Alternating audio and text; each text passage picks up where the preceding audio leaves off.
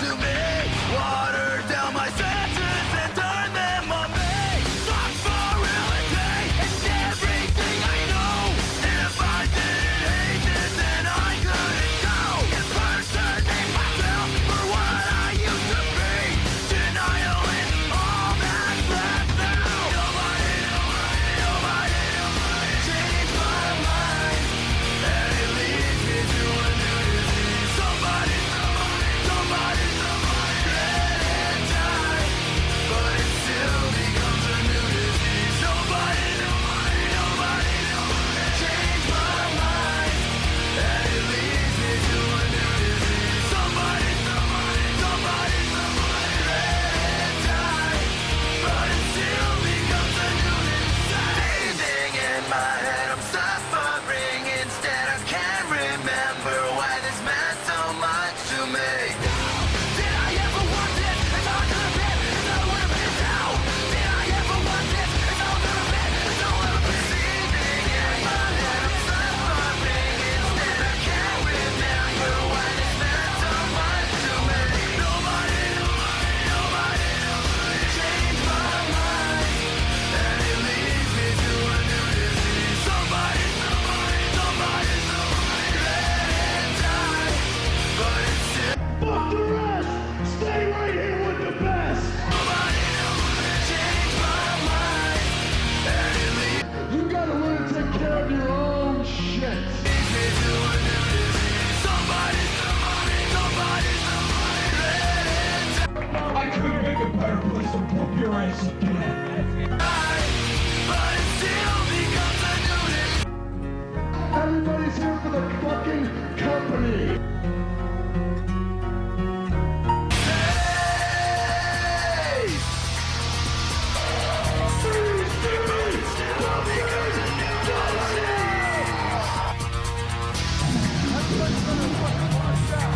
But it still becomes a new disease.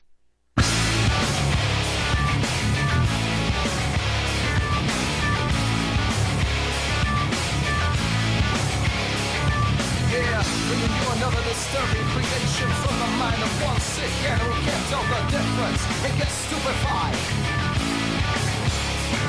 I've been waiting my whole life for just one rock, and all I needed was just one rock. And can you say that you don't give a rock? I'm myself stupefied, I'm back again.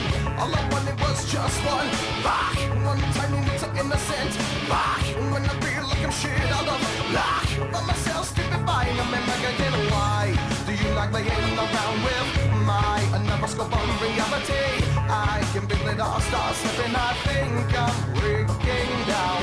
Why do you like playing around with my neuroscope on reality? I can feel it all start slipping away. See, but I don't get it. Don't you think maybe we can put it on credit? Don't you think I can take it, jump and I don't let it? I get stupid boy. It's all the same as ain't living it, but I don't get it. Don't you think maybe we can put it on credit? Don't you think I can take it, jump and I don't let it? I get stupid boy. I get stupid boy.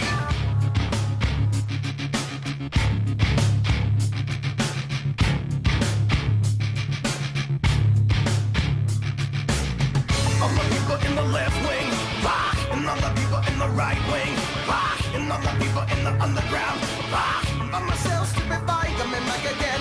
All the people in the high rise, Rock, and all the people in the projects, rock, and all the heads in the body, oh, rock. I'm myself stupefied, I'm back again. Why do you like playing around with my neuroscope of reality? I can feel it all start slipping, I think I'm breaking down. Why Do you like playing around with my neuroscope of reality? I can feel it all start slipping away. See, but I don't get it. Don't you think maybe we can put it on credit? Don't you think I can take it, jump and I don't let it? I get stupid boy. It's all the same as ain't living it, but I don't get it. Don't you think maybe we can put it on credit? Don't you think I can take it, jump and I don't let it? I get stupid boy. I get stupid boy. If I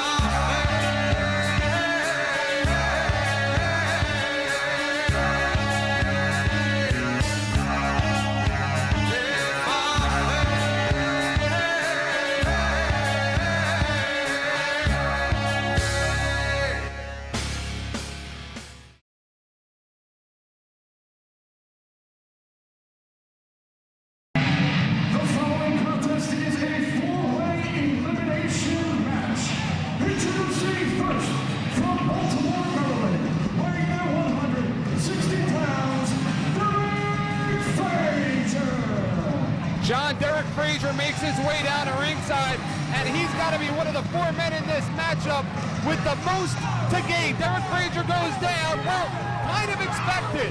Derek Frazier survives the match, wins the contest. What a big coup in his hat. Yeah, but Derek Frazier's got his work cut out for him with Nick Burke, Josh Prohibition, and one half of the super heavyweights, the Hurricane Kid. Absolutely, John.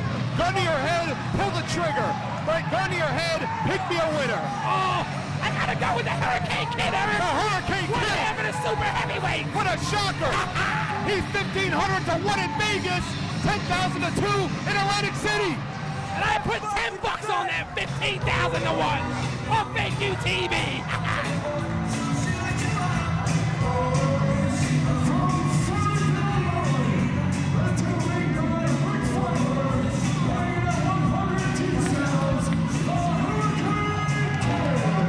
100 T-cells. From what I understand, John, 101 makes a normal human being. 100 or less, well, you be the judge. I mean, come on, Eric. He's 100 T-cells, and before Rick Feinberg got him in shape, he was only 75 T-cells. What a tremendous job by Rick Feinberg. Where did the rest of the T-cells go, John? Now Feinberg's full. I don't know. It would surprise me.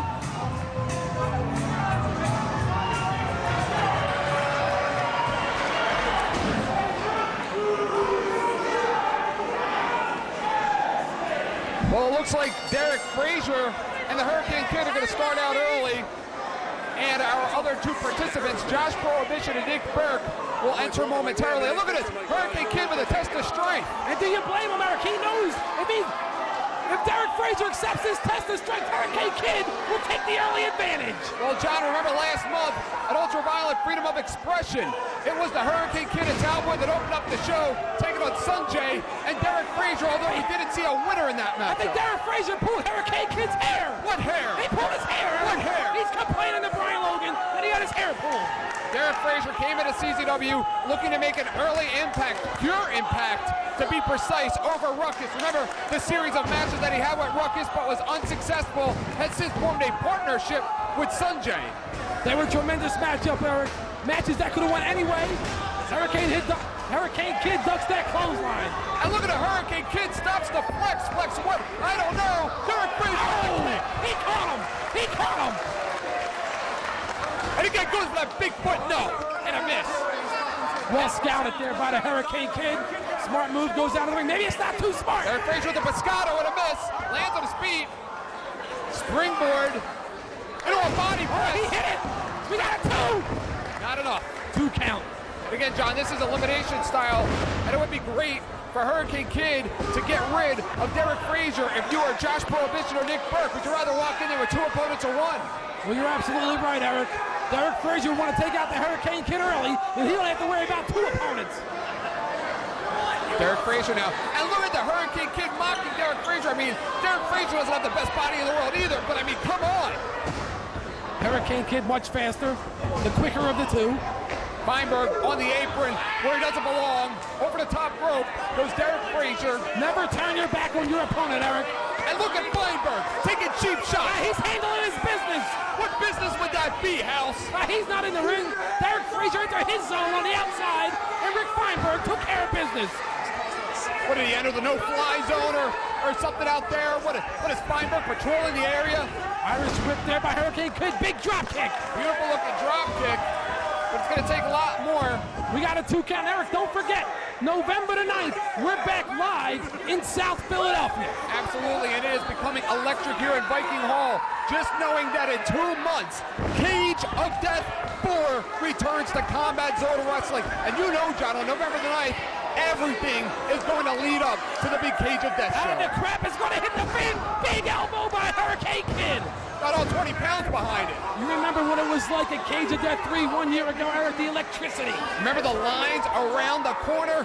People, hundreds of fans turned away. They could not even get in the building, so you want to reserve your tickets early. You got that right, Eric. I heard they almost turned you away at the door. Almost. I'm sure if Lobo was running it, he would have turned me away. Hurricane Kid right now, big neck breaker there. Hangman's neck breaker, excuse me. Centers Derek Frazier. Looks like he's going to finish him off, Eric. And you know, Hurricane Kid can fly. Oh, he sure can. But he's not showing off the guns. What guns would they be? His kneecaps. He's posing. For what? Diving headbutt. Tremendous move by the Hurricane Kid. You gotta give him some credit, Eric. Oh, I sure do, John. Very gutsy move.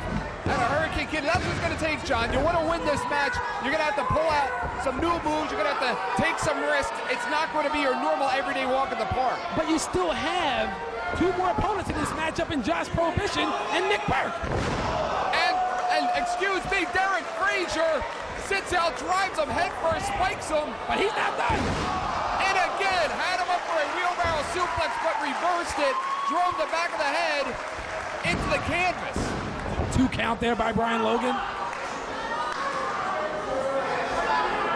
Derek Frazier looks great, but again, John, we've seen in the past, Derek Frazier comes out here, he has a lot of fancy moves, but he cannot seem to get the victory. He does not seem to know what it takes to get the job done. Frazier, you gotta be kidding me! A Hurricane Rana springs off the top rope like it's nothing! Tremendous move there by Derek Frazier. Let's see if he can follow it up. What a way to kick off the show! Well, a cover like that is not going to do it. And again, the inexperience of Derek Frazier coming into play. Real stiff forearm there. Hurricane Kid reverses that again, John. This is the first time we've seen Hurricane Kid in singles action. In some time we used to see him out here teaming with either Rick Feinberg or Eric Tuttle. He got him! He's got him! He got Get out of this. No! 2 count. That was close. Maybe if Hurricane Kid weighed about 50 pounds more, we would have been able to hold him down. Oh, he caught him with that, Eric. Big boot to the side of the head. Frazier has him up again. Spins him around, drops him face first. I mean, Eric, What a roundhouse. if Hurricane Kid is 15,000 to 1, I put $10 on it. That's 150,000 if he wins. Frog splash, and it looks like you just lost $10. 2, we got 2, we got 3, it's over. There goes your retirement.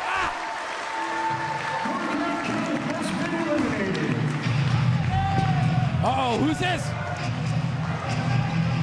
Introducing from Salt Lake City, Utah, weighing in at 195 pounds, Josh Prohibition.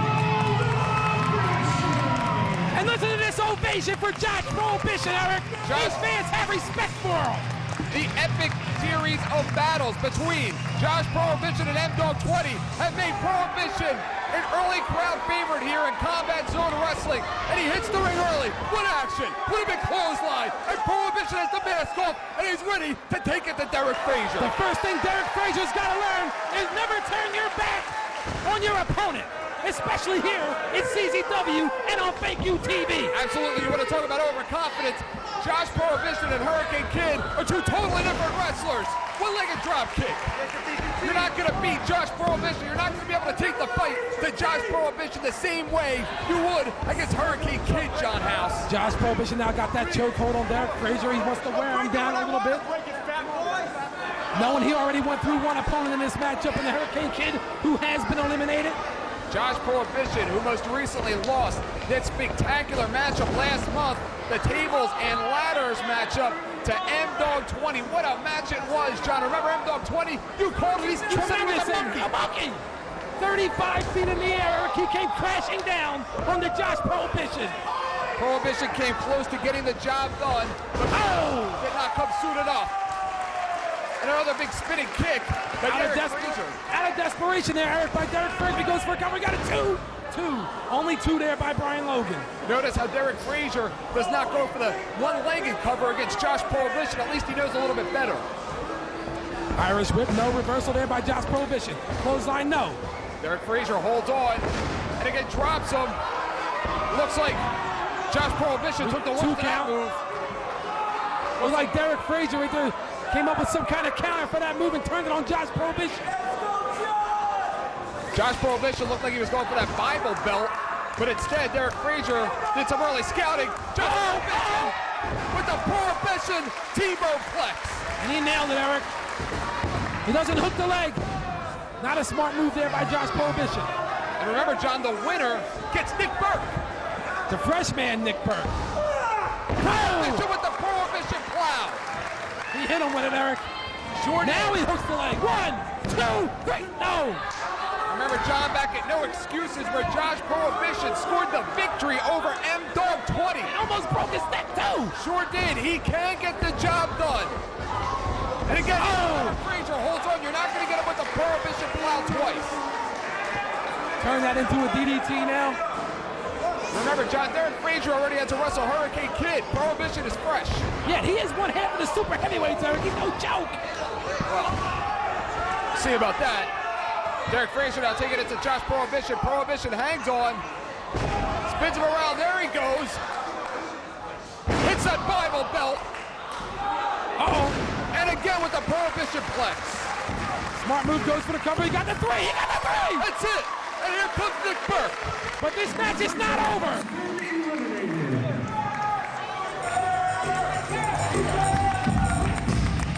Introducing from the great state of Texas, weighing in at 199, 1.5 pounds,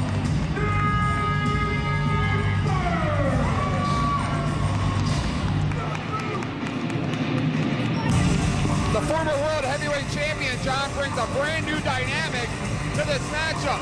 We have just witnessed the battle of three up-and-comers, new stars here at Combat Zone Wrestling. Here comes the veteran. Nick Burke, an established superstar here at CZW. Josh Prohibition trying to make a name for himself.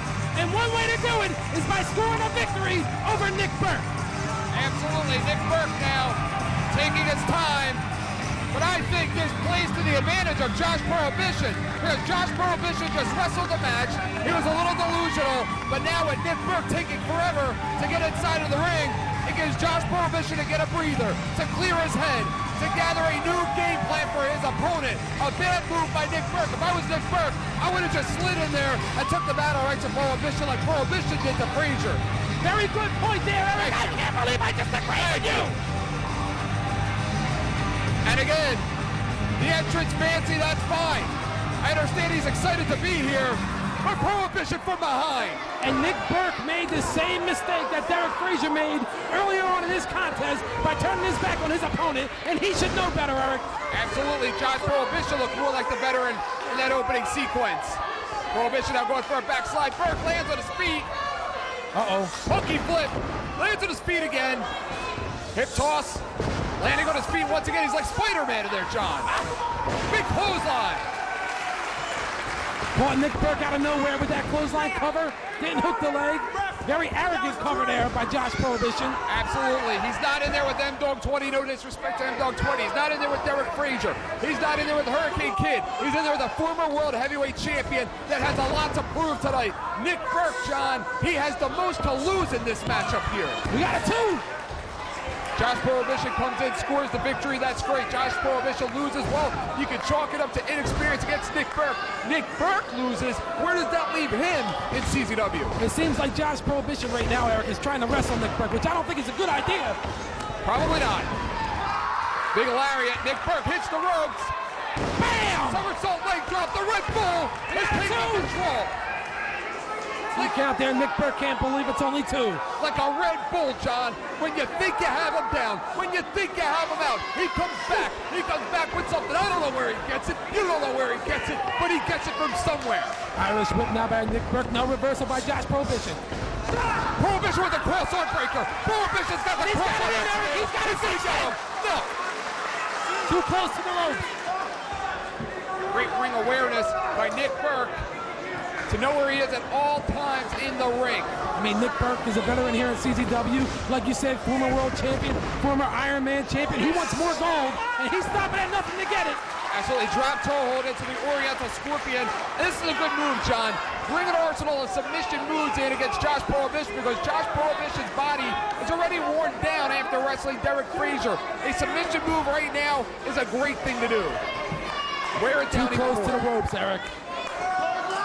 Just a little bit too close to the ropes. Allow Josh Prohibition to grab that bottom rope and force Nick Burke to break that hold. Absolutely, Nick Burke has Josh Prohibition in position again. Prohibition with the reversal. Goes for a clothesline, Burke from behind. German suplex, and again, holds onto the cross-arm breaker. He's got him. He's gonna get him now. What a tick-for-tack matchup between Josh Prohibition and Nick Burke tonight here on Fake U TV, John. I think Josh Prohibition is trying to throw Nick Burke a curveball. I mean, we haven't really seen Josh Prohibition resort to submission holds, Eric. Speaking of curveballs, John, and what a better segue, Josh Prohibition is a former collegiate pitcher. He was drafted by the Texas Rangers, but declined because he wanted to become a professional wrestler. He wanted to follow his dream. What round? The 958th. Hey, what are you saying about Prohibition? Next thing you know, you're going to tell me he was a cheerleader. I mean, wouldn't you give it up, Eric, to be on Fake U TV? Absolutely. That is the kind of commitment and desire that Prohibition has for this sport. Nick Burke trying to get the fans behind him. Uh-oh. Shoots Josh Prohibition in. Sky Buster. Josh Prohibition should have kept his mask on. Well, maybe. Burke has him. Oh, he rolling him. Wait a minute. Nick Burke with the Nickelodeon. He's making him dizzy. What's next? Nick and 1, 2. 2 count there. Josh Prohibition obviously dizzy right now. Nick Burke cannot believe he didn't score the 3 on that move. Absolutely, the Nickelodeon out of Nick Burke. Not enough. Josh Prohibition on his knees right now. Nick Burke in absolute control. Prohibition can barely stand up. But Prohibition can get it done. We've seen him do it before against M-Dog 20. Stiff kicks there by Nick Burke. Prohibition now in the corner. Big right hand. Nick Burke again. Shoots him in. Prohibition up with a big boot. Prohibition with the big clothesline. No, Nick Burke ducks. Clothesline again. Prohibition holds on. Looked like he was going for one of those Prohibition flexes. And he's got it. Eric. Oh, but he can't get him up. Burke driver. Burke driver. Burke driver, no. He holds on. Uh-oh. Oh, he caught him. Prohibition went for that Bible belt. He gonna do it now. He's gonna get him. Burke lands on his feet. What a back and forth matchup this is. What a great way to start things off. Burke said, John. Burke said, I thought he didn't do drugs, but he's Bam! He caught him, Eric. That should be it. 1, 2, 3, it's over.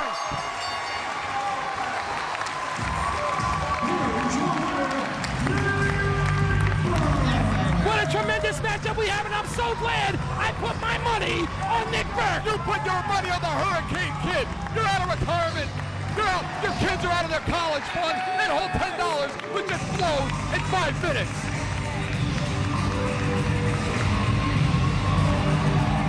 You're a worse gambler than Leonard Toews. You know that?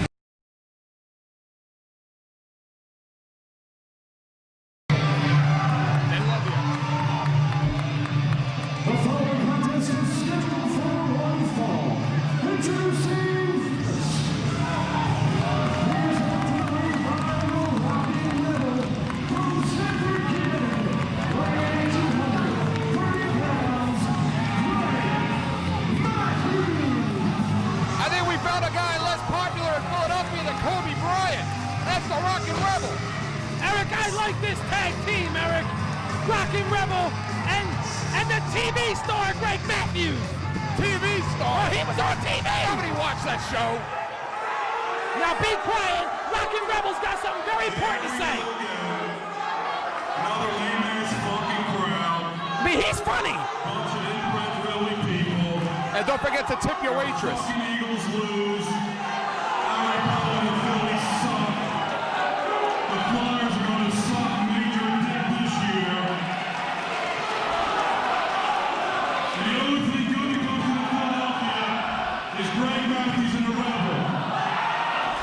What happened? He was such a good kid, John. You can tell me to shut the fuck up.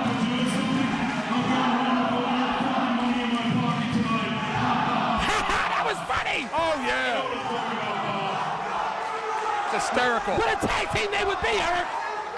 But see, this is a typical Philly crowd, unappreciated, don't give a fuck about anything, and want everybody to come out there and kill themselves, and if they don't, they think you suck. We don't have to worry about that with him. Hey, didn't I see you on Cops last night? That was funny. Didn't I see him burning a cross earlier? And you're gonna be picking up white stuff into the bottom of the top of this. He's entertainment, Eric. That is entertainment. For you. He fit in perfectly in Atlantic City with your buddies down there, huh? Oh, he fit right in. Where do they think they're from? Canada? Those two? What happened to that guy? What That's happened? Greg Matthews. Introducing his opponent from Westland, Michigan, weighing in at 233 pounds, John Dahmer. This is the first time we have seen John Dahmer in singles competition since his partner Eddie Valentine was fired from CZW for losing to Ian Knox. And what a disappointment that was, Eric, to actually lose your career to one of your students. Listen, nobody misses Valentine. You know it and I know it. And neither does John Dahmer. John Dahmer's got his work cut out for him, Eric. I'll have you know one thing. Greg Matthews is a TV star, okay? He took some time off, got into shape, and now he's back with a veteran like Rocky Rebel. What better? What, did he go on hiatus? Look, he's in great shape, Eric. John Dahmer, starting from scratch, starting at the bottom, looking to work his way back up through the ranks for a possible singles opportunity for the Ironman Championship, maybe the World Heavyweight Championship. John Dahmer, who is the teacher at the CZW Wrestling Academy. What a proud teacher he is. Remember last month here at Ultraviolent Freedom of Expression when he came to the aid of his student Ian Knox, who was getting triple teamed by the Rockies. And remember when Greg Matthews and Rocky Rebel got involved? This is revenge. Oh, but you fail to remember one thing, Eric. When Ian Knox broke into CZW, he was the blue chipper. John Dahmer tortured that guy down to school, and now look at Ian Knox. He's a drunk. It was tough love. He's a drunk. It was tough love. Maybe if your parents did that, you would turn out as such a deadbeat. Greg Matthews goes behind on John Dahmer. Oh, he goes to school, John Dahmer. John, the interesting thing to note about this match is Dahmer, the majority of the time, has the power advantage in his matches. What a German suplex. I think he just went over the Berlin Wall with that one. You're absolutely. John Dahmer's usually have the power advantage. Greg Matthews, 3, 4, 5 inches taller. Bam! Hilarious! You're getting out of your mind! He caught him with it, Eric. That's the power he was talking about. I think that head just traveled from WGTW all the way up to MTV again. 2 count there. Greg Matthews comes in here. You know, a lot of the young wrestlers breaking into today's sport would have dreamed about an opportunity that Matthews had. But unlike them, Matthews has no respect for our sport, no respect for the business, no respect for CZW, no respect for the pioneers, the forefathers of our business. John Dahmer hit those headbutts. I think those headbutts took just as much out of him as it did Greg toughen up Matthews. Oklahoma roll! What an athletic move out of Dahmer. That's old school. Dahmer with the choke. And a big clubbing forearm at another. And do not forget about Rocket Rebel on the outside. And remember, Rocket Rebel and Matthews have the advantage of being part of Lobo's army. That's what happened to Greg Matthews, Eric. He had to make a choice. Be a pretty boy or go with the boss Sheriff Lobo. And look at him. He's right smack center on Fake You TV. He made the right choice. Makes me disgusted. What about all those kids that watched Fake You TV and believed in him? What about everybody that had a dream, starting out as a wrestling fan, that watched Greg Matthews and believed in him and followed him, looked at him as a role model? Oh, he just blew it. Threw it back in his face. I still think Greg Matthews is a role model. He's teamed up with Rockin' Rebel. Rebel, his mentor. What better mentor to have? I can think of about 500. Greg Matthews picking up Dahmer again. Dahmer, the captain, the head trainer at the CZW Wrestling Academy. Uh-oh. Very. Ow! Eric, those chops! What are they saying? John Dahmer reversed by Greg Matthews. Matthews with with the big splash. He caught him with it. Irish whip it to the corner. The power behind Matthews. Look at the powerful whips. And Matthews over the top. His back hit the floor. That man has a bad back. He has a bad back, John. Remember, he missed about 4 or 5 months with that bad back. He's John a quitter. Dahmer now going That on the television outside. show. He's a quitter. He may wind up quitting here tonight. John Dahmer now going after Greg Matthews on the outside. Big slap. Disrespectful slap in the face. Oh, God forbid he pay a due or two. And another. Dahmer now calling for the Rockin' Rebel. He's not out to touch the Rebel, Eric. Rebel has not interjected himself in this matchup yet. And a big chop from John Dahmer. Eric, I never want to be chopped by John Dahmer. Look at this. Uh-oh. And another. Torturing him like the Rockin' Rebel does to his opponents. Dahmer now walking Matthews around to the other side. He's not everybody. How do you like that chest, John? Medium rare, just pink. Looks like there's busted blood vessels on the chest of Greg Matthews. That was a big clothesline. Right on the concrete. And again, Matthews with that bad back. Matthews has a brittle back. Remember, he had to quit that I Quit match to Doomsday Danny Rose. Dahmer, where the hell does he think he's He going? wants to fly. Dahmer on the second rope. Dahmer in foreign territory. Drops the elbow. Right on the concrete. Dahmer leaving nothing in the locker room. Dahmer knowing that this is his big opportunity. Dahmer comes out tonight a loser. Who knows if we'll ever see him back here again. And he got Dahmer a role model for his students, showing them to bring everything to the table, do whatever it takes to get the victory. And look at him, that scumbag. What'd he do? What a jerk. Look, he's just helping him, Eric. Oh, yeah, He's what a just saint. helping him back into the ring. What a saint. He's a good Samaritan. He tripled old lady crossing the street. He's such a saint. He has helped old ladies across the street, Eric. Yeah, to rob them. Matthews on top. Wait a minute, he grabbed his foot. What the hell? Are you? It's over. What the? And Dahmer is just going nuts. What a ripoff. Tremendous victory on Fake UTV for Greg Matthews. And John Dahmer is now being worked over by Rockin' Rebel and Greg Matthews. Something's got to be done about this Rockin' Rebel. Something's got to be done about him. A heart attack. He just gave Dahmer a heart attack. Hey, who's this? That's Corey Castle and Christian Wolf. They're there to help out their mentor. It's the students. The students have hit the ring. Jude. J-Rob.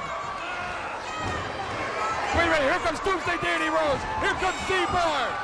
What are these students doing? It's over now, baby. J-Rob is getting slaughtered in there. Christian Wolf getting beaten down by Z-Bar. And a flash all over Jude. He's over him, our big right hand by a flash. Big powerbomb by Z-Bar. Oh boy, these students might not want to be in CCW after this. What is this, initiation night? Get them out of here. Somebody get them out of here. They don't belong here. Oh wait, this isn't fair, Eric. Leave Castle alone. He's got a photo shoot tomorrow. He's got a photo shoot for 17 Hit him again. seconds. Hit him again.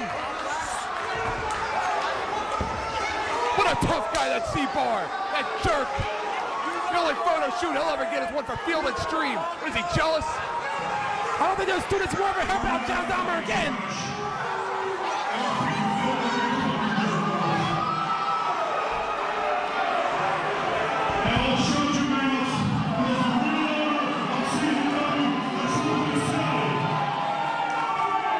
Now shut up! Shut up, Eric! The boss wants to talk!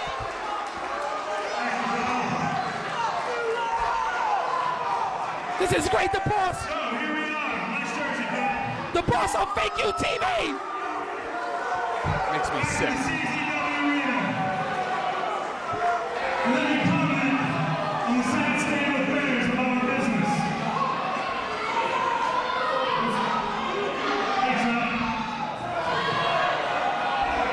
Oh, you wanna wipe his behind for him too when he goes to the bathroom?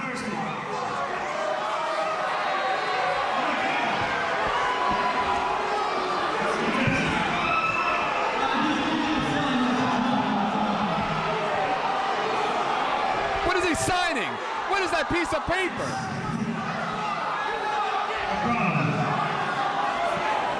Anyway, let me straighten some things out right now. Was he getting an autograph in there? As much as they want. The fact of the matter is, this is my federation. It's his, Eric, it is. And David, this is my city. He signs the checks.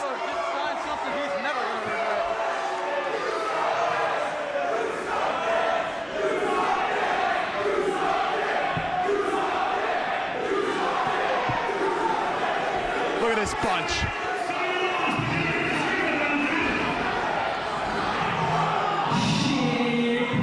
All right. Are you kidding me? Are you out of your mind? What the hell has this show come to? Hey, Bucky, where'd you get a haircut like that? You running between two silver buses? What is it, the gong show? Somebody gong me already. Get me out of here.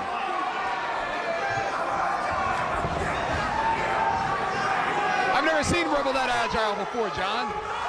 Anyway, let me start talking about some people who got a lot of balls. You got a lot of balls. I know you got a lot of balls. Look what they did to you. Look what they did to you. Yeah, look what he did to him, Eric. Darren, stop saying that. I hate more than hearing the words of wisdom. And I mean, the word I hate most is Sandy. But every single time I wrestle a goddamn match, every time I'm talking promo, every time I'm saying what I need to say, the only things I hear is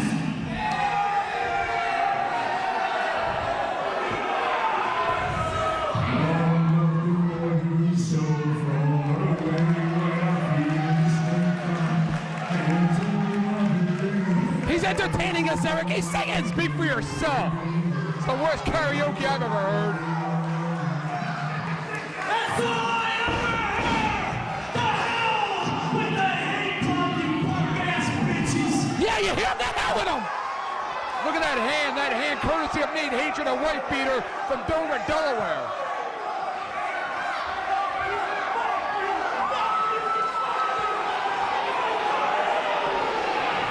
He's got a lot of balls. He wouldn't even tag in back in Dover, Delaware when it was 3-on-2. I mean, come on, Eric. He has torn tendons in his finger and his thumb. This business got a lot of balls. Z-Bar wrestled the whole match practically himself.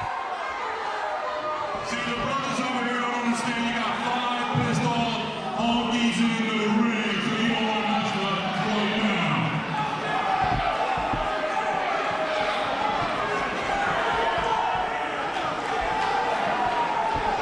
Is this a 60-minute show, or did we get another hour? John Sandy has a lot of balls trying to pass off, but this is still his deal. Small balls.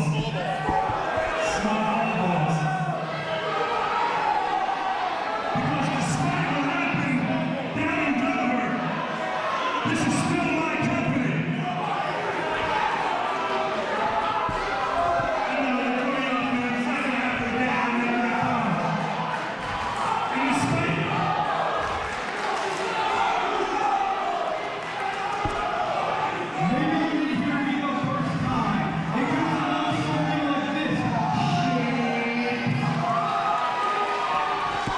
You got a barf bag, John? Eric, And despite that garbage that went down a couple blocks away 1 week ago, you just keep your mouth shut and sit there, Eric. Remember what happened around the block, John? Zandig came. still my company. Zandig represented himself as owner of CZW, and even Adam Flash was with him. On the list of who took part in that monstrosity. Fuck the rings of honor. Fuck them. I knew the white people would be there. Goddamn Mexicans. And I said I can't hate you would be there. Halloween. I knew the white people would be there. Hey, were you there? Was he not a ring? Were you there? I was before dead in that place. You must have been there. How long you called them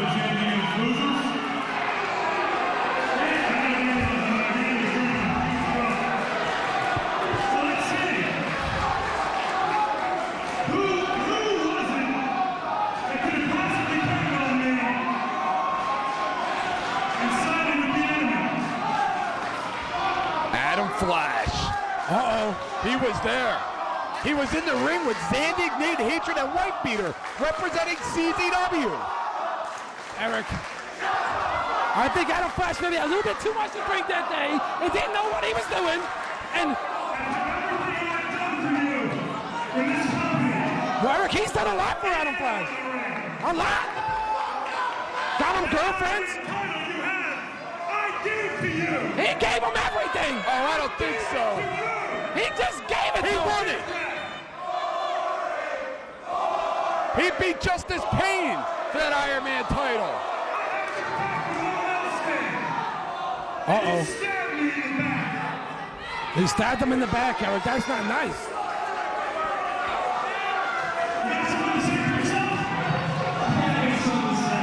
Wait a minute! What the? Are you kidding me? What about loyalty?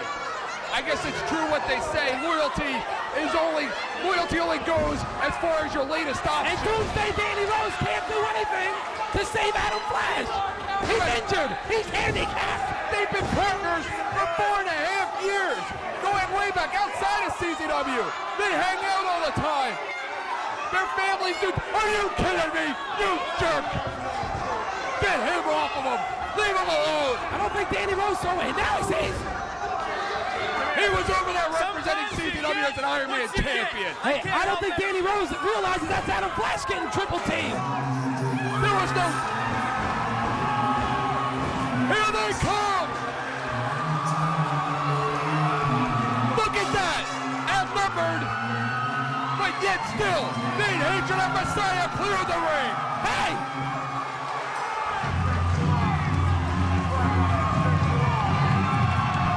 Too bad, Danny. Listen to the music. Listen and run.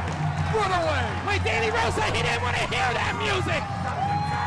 He said he's sick of hearing that I guess music. the DJ stopped taking requests about 2 minutes ago.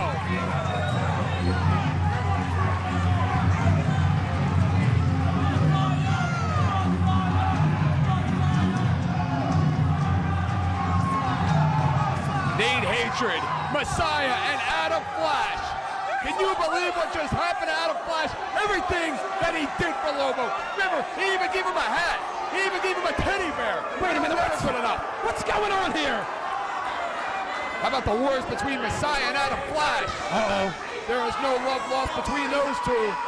Remember that ladder match? Remember the match at the Tournament of Death? Classic matchups, Eric.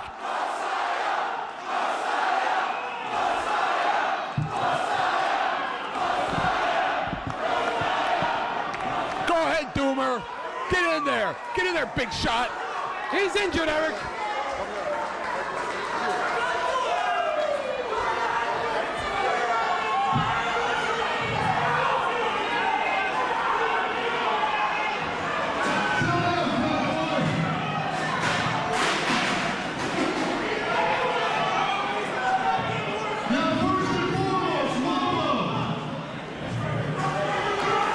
Like the old Spandex cowboy used to tell me, fuck you, you suck.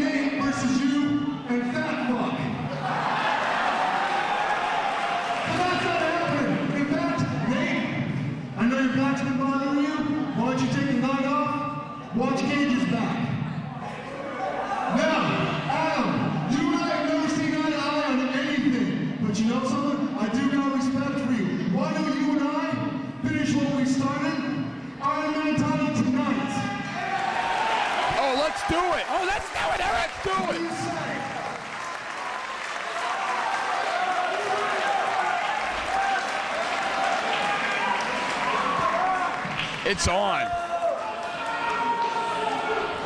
Tonight, and the Flash, Messiah, Iron Town, one more fucking time. Oh my goodness, John, this place is going to explode. What a tremendous matchup that's going to be.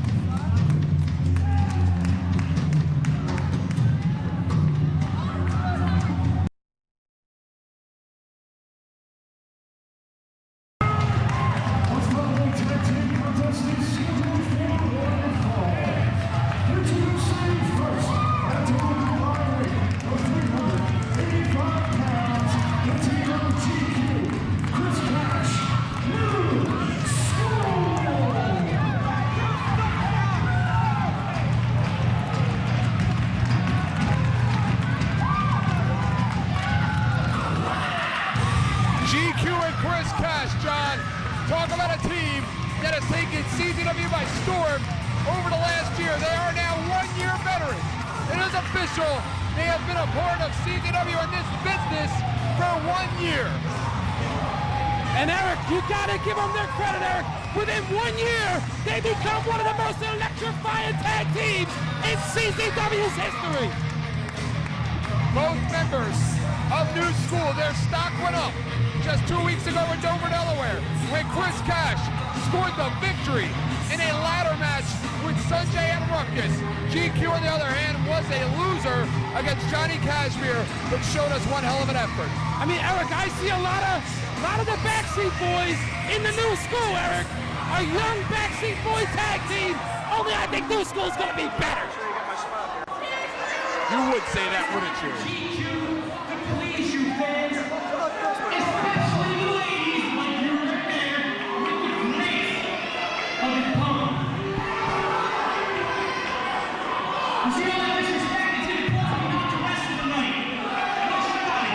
We're the fastest rising tag team in the history of CZW. We don't need to wrestle the Irish Dream. Yeah. We might be the fastest rising tag team in the history of professional wrestling. How did you hear him, Eric? I heard everything he's saying.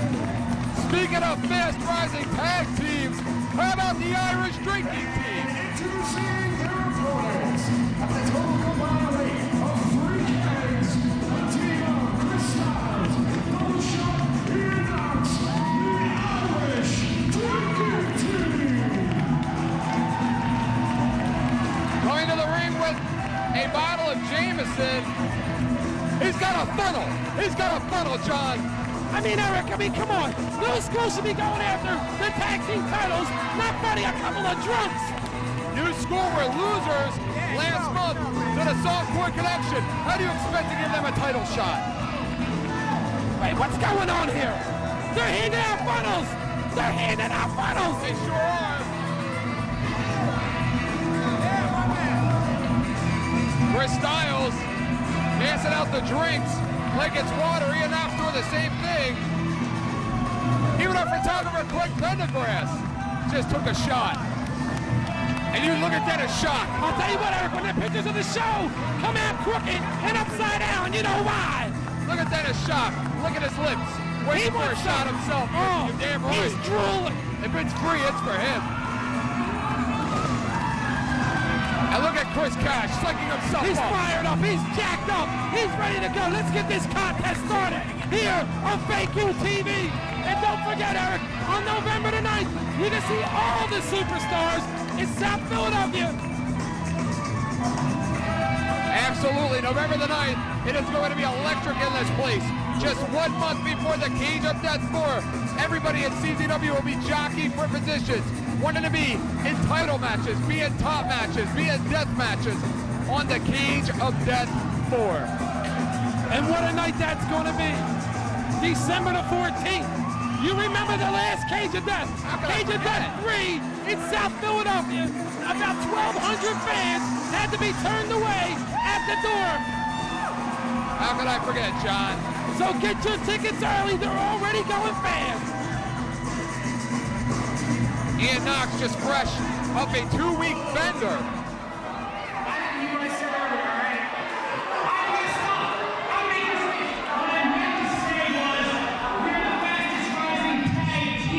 Oh, and that's true.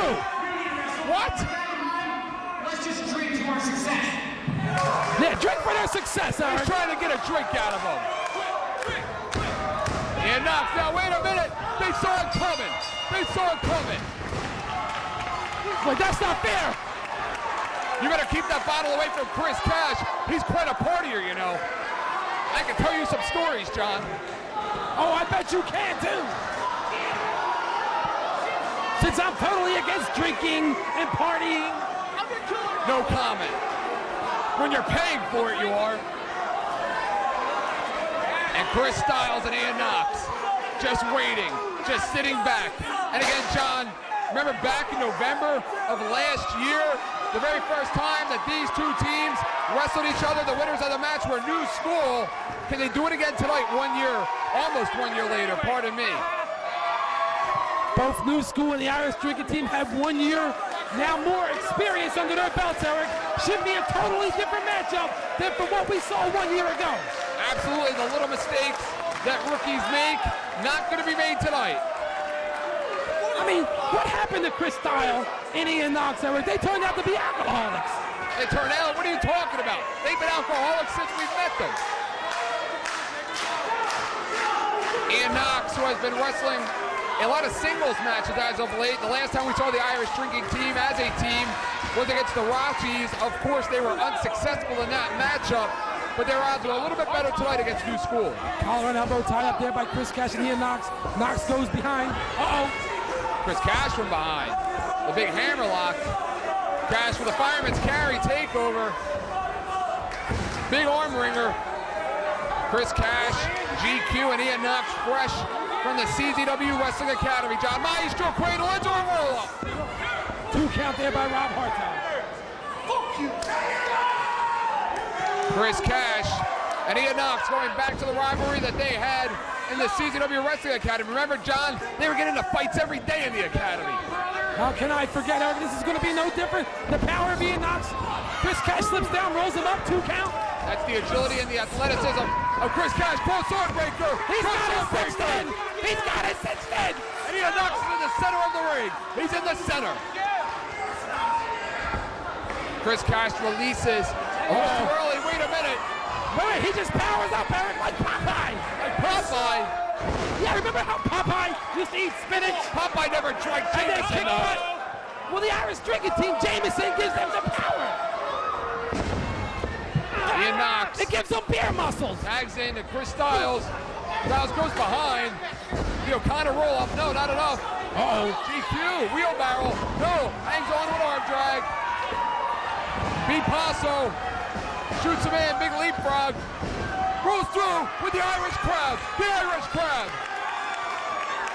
He's got it cinched in right in the middle of the ring. Hartog right in position. I talked to Ian Knox and Chris Styles earlier tonight, and they were watching videotape of the Notre Dame victory from just a few weeks ago over Michigan State. They were trying to be motivated from watching that. Big Notre Dame fans. GQ now, big forearms to the back of the neck. Irish whip, no reversal by Chris Styles. Big power slam. Driving that back into the canvas. Hartog down, 2 count. Kick out by GQ. I mean, Rob Hartog right in position. It's kind of hard for him not to be in position. All he has to do is fall over, and he's so big, he always lands right in What are you position. trying to say? Into the keg. Into the keg. That's a steel keg. Them kegs are made of steel. He just tapped the keg.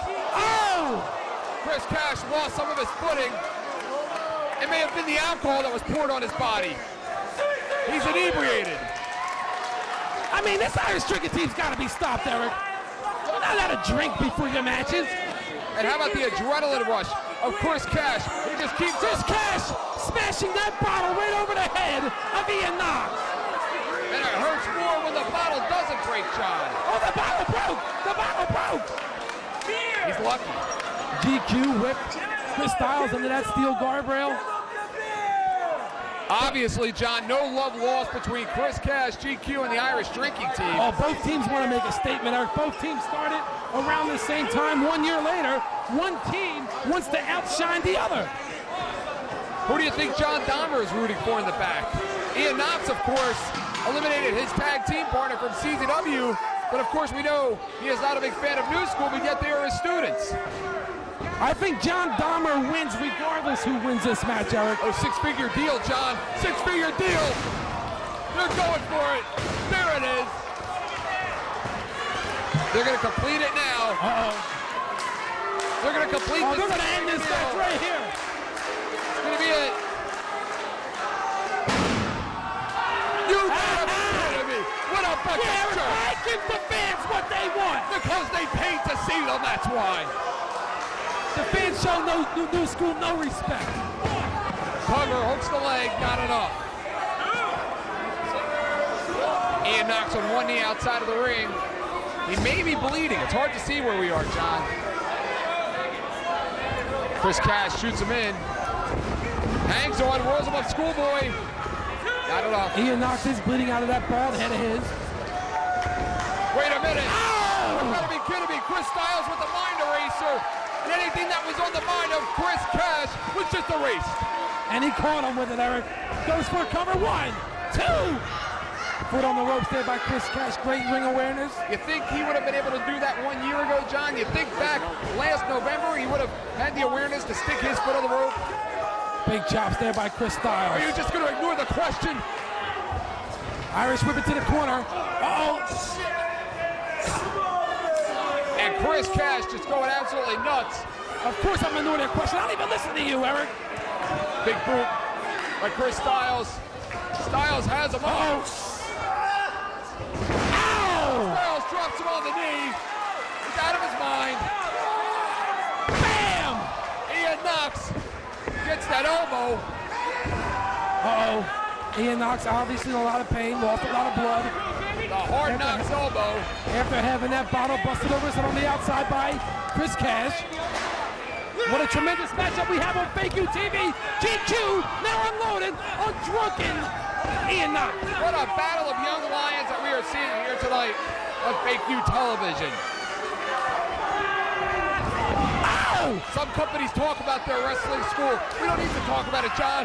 We just put our students on Fake U TV and let them do all the talking. Big uppercut.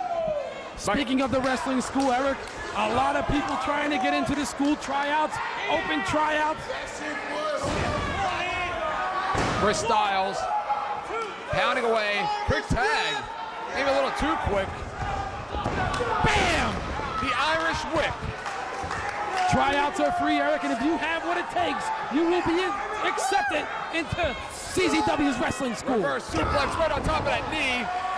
Spinal shock to GQ. GQ right now, not in a good position on the Irish drinking team's half of the ring, Eric, and that is not a good place to be for anybody. Great double team moves here by the Irish drinking team. Again, would they have been able to do something like that back in November? Are you kidding me? Big super kick. Great tag team continuity by the New School. Oh, Hartog's doing a great job of doing nothing in there. What do you mean he's doing that? He counted to 3. I didn't think he could count to 3. He's up to 4. I'm impressed. I'm impressed.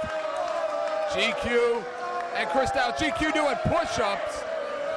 Look at the sign of arrogance. That's that tremendous shape GQ's in. No, it's a sign of arrogance. Speaking of arrogance, here comes Chris Cash. Big boot. That's not arrogance, that's confidence. Where's their manager, Jimmy Washington? I think he's trying to come up with a plan. Still. Big kip up by Chris Cash. Chris Cash has to be considered in the running for most improved wrestler in CZW over the course of 2002. For those of you who've just joined us on Fake U TV, we're back live in South Philadelphia on November the 9th, Eric, just 1 month before the big Cage of Death spectacular. dealer on December the 14th. Absolutely. And look at Ian Knox. And GQ just taunting him. Just taunting him. Rob Hartog doing his job for a change. Tremendous job he's doing right now, I might add. A more experienced Ian Knox would have been aware of that. Chris Styles now trying to fight back. GQ just a little bit too much. Russian At this leg time, sweep. he holds on. Face first with the flatliner. I mean, Eric, it's kind of hard to believe that Ian Knox is still standing on his feet after having that bottle busted right over his bald head. Why? Why is it hard to believe? He is the blue chipper of the CZW Wrestling Academy. Chris Cash shoots him in with a high knee. Uh-oh. Chris Styles in a lot of trouble right now. Chris Cash taking a lot of risks in and out of the ring, may I add. Chris Cash just lives on the edge. Big clothesline by both men.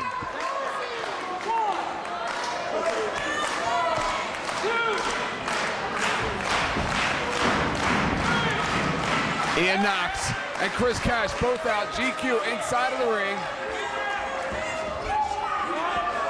GQ has the leg. Goes for the enziguri. Not enough. Look at him. Kicking the back of the hamstring. New school right now, in total control of the Irish drinking team. Ah, figure four, daddy! Figure four leg lock. Dragon sleeper by Chris Cash. Oh, this has got to be it. Dragon sleeper. Count! Look at Cash just blocking Rob. Cash is just showing him how fat he is. You know, Chris Cash should have a little bit more respect for our CZW officials. Right now, Chris Styles in a very bad spot in that ring, right in the new school's corner. Chris Cash takes him out. Slugging away at the midsection, big uppercut. Chris Cash follows him through. Chris Styles has been in the ring for a long time. Oh, what a counter. Out of desperation, and he nailed it. What Chris Styles needs to do is to roll over and tag in Ian Knox. Both teams have a whole lot to gain and a lot to lose with a victory here tonight. Ian Knox pulling for his partner. Chris Cash cutting him off. Makes the tag. Puts the boots to him. Ian Knox never tagged in. He sure had did. no right putting his tagged. hands on Chris Cash. Where did you go, Boston? Did you miss the tag? Well, Rob Hartog obviously didn't see it either. GQ now with the leg. Enziguri. He missed. Oh, but no! There you go. What athleticism we are seeing here tonight by Chris Styles. Maybe his best outing yet here at Combat Zone Wrestling, John. Chris Styles has to make that tag, and he did. That time he tagged, Eric. And it's legal. Big elbow. Irish whip. Ian Knox picks him up, presses him, throws him into his partner like a sack of potatoes. The keg.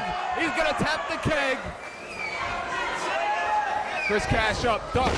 Ow! He missed. It's a lot of weight. Is it full? Not if the Irish drinking team are carrying it. Big right hands there by Ian Knox. Chris Cash with the reversal. Drop toe hold into the keg. Uh-oh.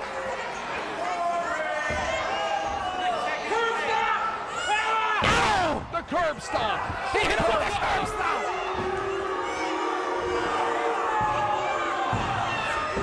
And he kicks out. New school now. How did Ian Knox kick out of that curb stomp? We used to do that in AC when we used to be. You Philadelphia guys up all the What are time. you talking about? You never beat anybody up in your life, except for your wife. And that leaves a lot to be desired, John. Let me tell you. My wife likes to be beat. That's what I hear. A reversal. And another. Big right hands there by GQ, but no effect on Ian Knox. And it was that shot of Jameson that is bringing the Irish drinking team back to life. Double Irish whip. Uh-oh. Faraway slam. Styles plex.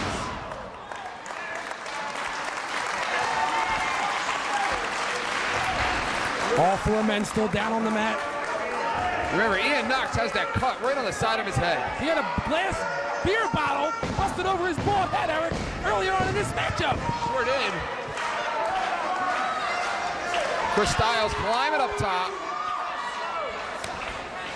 Some forearm shots to the back. Knocks him out with that. He hammered him with that keg, Eric. He just slid a chair in. I don't think this is over. GQ. Rob Hartog does not see the chair. Ian Knox busted wide open. Chris Styles covered with his t-shirt. GQ going up. Has him up top. Looked like he was going to go for that new version of the camera shot. He has him hooked. Wait a minute. Oh, truck driver. Truck driver. Truck driver. Cash flow. Cash flow. He hit him with it. 2, 3, it's over. New school. New school wins. The Irish drinking team. What a tremendous victory for New School. The Irish drinking team. What a great victory. TV. The Irish drinking team in line for a title shot now at the Heat Club. That's great. Wait a minute. What's going on here? They're gonna get it. I told you. Don't ever doubt me, House.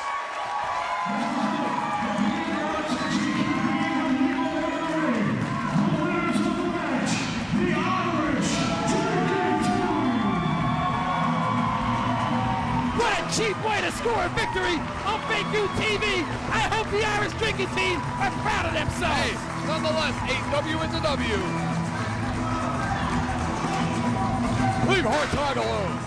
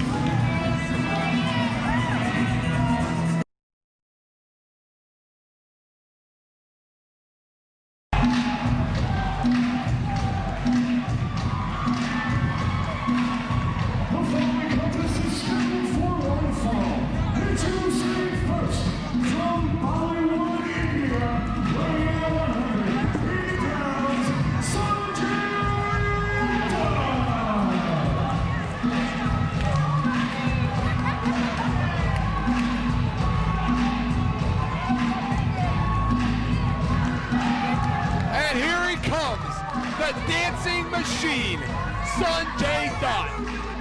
I mean, Eric, he's from Hollywood, India, Eric. He's entertainment at its best. Take a good look at Sanjay. Hollywood, India, look at this idiot.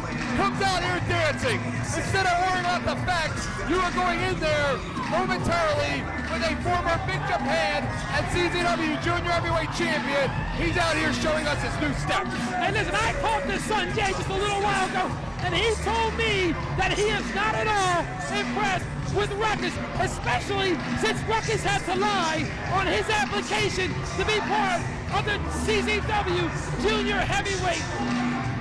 What is he gonna give her, a couch dance? Leave her alone, she looks like she can beat him up. It's the kind of women you hang out with, huh? What, did she come down from Atlantic City? Oh, come on, Eric. You know, I got a rule about women. If I can't just pick them up physically, I don't want them. That woman was helpless, like your wife on your honeymoon.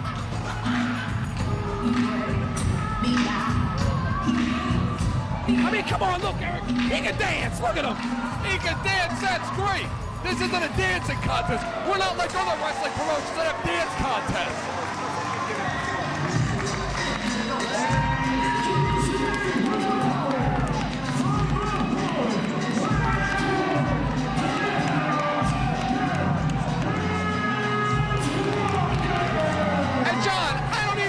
Vince so much that he doesn't like Ruckus. I just think he doesn't like his ring music because he can't dance to it. Eric, let me tell you something. Ruckus is the biggest junior heavyweight I've ever seen in my life. And one of the best, doesn't he? One of the best. He's one of the fattest, too. And look at that girl with a two-timer. She's dancing with Sanjay and slapping Ruckus' hand. Typical fan. You know what they say about South Philly girls, Eric? Oh, I do, but we can't say it on TV, John. But what a tremendous matchup this should be on Fake U TV. I'm putting my money on Sanjay. Well, that makes it easy. I'm putting my money on Ruckus, maybe, because he's beaten him like the last 10 times they wrestled. Yeah, but maybe those matches could have won every way, Eric. But at one time, Sanjay's going to pull one off. And when he does, I'm going to cash in. You got to get that $10 back you lost earlier?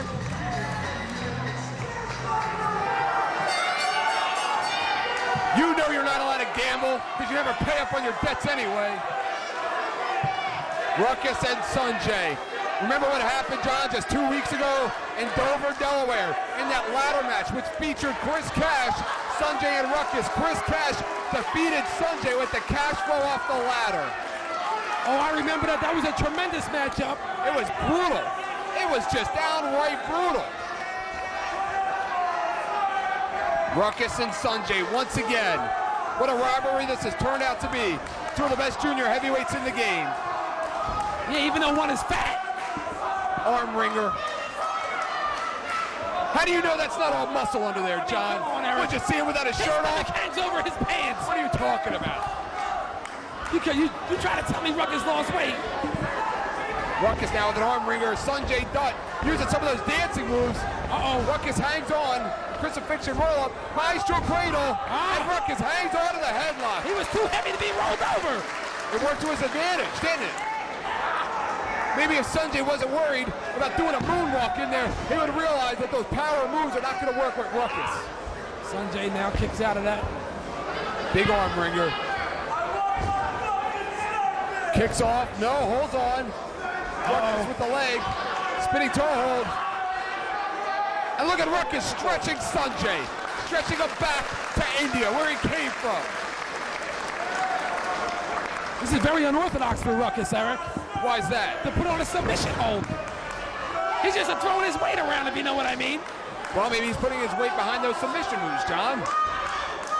Sanjay returns now with a submission move of his own. And again, John, what a rivalry that these two have developed. Remember the first time they wrestled was in that three-way with Derek Frazier, Ruckus, and Sanjay. Remember, Ruckus and Sanjay fought all around Viking Hall. You think they'll do that tonight? That remains to be seen. Ruckus now has Sanjay down. Sanjay gets up. He's got him down. 1, 2. Ruckus holds on. Ruckus and Sanjay. Sanjay, no. Sanjay with a kick. Hangs on. Has him again. Ruckus again. Sanjay does not realize that Ruckus is more powerful than him. Sanjay keeps going for these power moves, and Ruckus is reversing them quite easily. I think Sanjay knows if he can get off one of those power moves, it'll really hurt Ruckus. Look at the frustration on Sanjay's face. What's the matter, Sanjay? If you want to dance to the music, you gotta pay the DJ, kid. I mean, Eric, do you think we're going to see the razzle-dazzle? I hope so. I hope not. One of my favorite moves. I mean, every time I think he's ready to do the razzle-dazzle, I turn the TV off. Sanjay trying to out-psych Ruckus. That's not going to happen. Ruckus has stood toe-to-toe with some of the best in his CZW career. Trent Acid, Tony Mamaluke, Jody Fleisch, the best of the best. Nick Burke, Adam Flash, Justice Payne, Johnny Cashmere, Z-Bar. Big right hands there by Ruckus. Irish whip. It's quite a resume, John. And Sanjay holds on. Oh, he's got him, Eric. Sanjay got lucky with that ring. He got lucky with that one. Oh, that's skill, Eric. Ruckus now has him, hooks him. He's got it locked in, right in the center of that ring. Brian Logan ready in position. That butterfly-like submission move from Ruckus did not end it. Abdominal stretch. Abdominal stretch. He's stretching his abdominals, John. And he's got it cinched in right in the middle of the Hip toss, again, the power of Ruckus.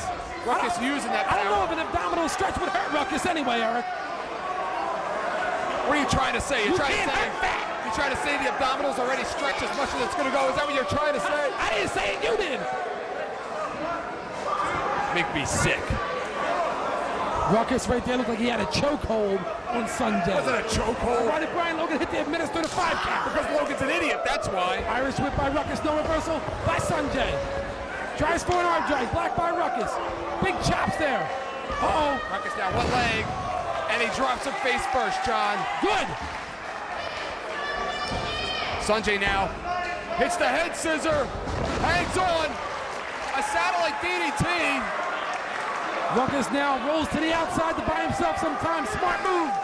Smart move. But he's got to keep his eye on Sanjay Dutt. Uh-oh. Sanjay now hits the Hindu press.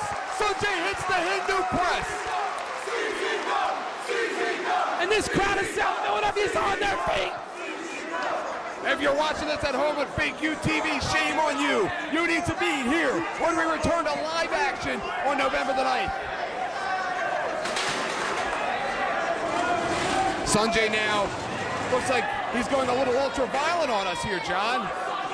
Right now, Ruckus laying on the concrete floor, getting up very slowly. Sanjay, the man that he is helping Ruckus to his feet. I don't even think Sanjay cares about a victory. He just wants to get out of here and get down the street to the latest club on Delaware Avenue and go out dancing. Well, he can dance, Eric. Ruckus now, Irish whip, a reversal, right into that big pole. Sanjay Dutt now getting a little arrogant. Bam! Face first. Ow! John, remember, we have seen all around this building in the past. Ruckus with one hand picks up Sanjay. Rams him into the steel guardrail. That back is going to be hurting, John. Rams him into the other steel guardrail. He's not going to be able to do those high-flying moves with a bad back. And then slams him down on the solid concrete floor. I think he's going for sweet, John. Oh, please, no. Oh, no. No, none of this. We can't see from where we are, but it looks like he's going for a shooting star. Uh-oh. Shooting star! Shooting star! Are you kidding me, Ruckus? Eric, I thought pigs couldn't fly.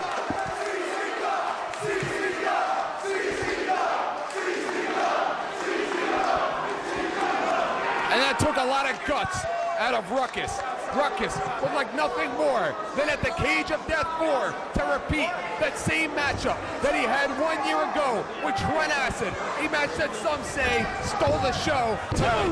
This time with a different result, and that would be Ruckus coming out the victor. 2 count there by Brian Logan. Ruckus picks him up. Irish whip it to the corner. Ow! Drop kick!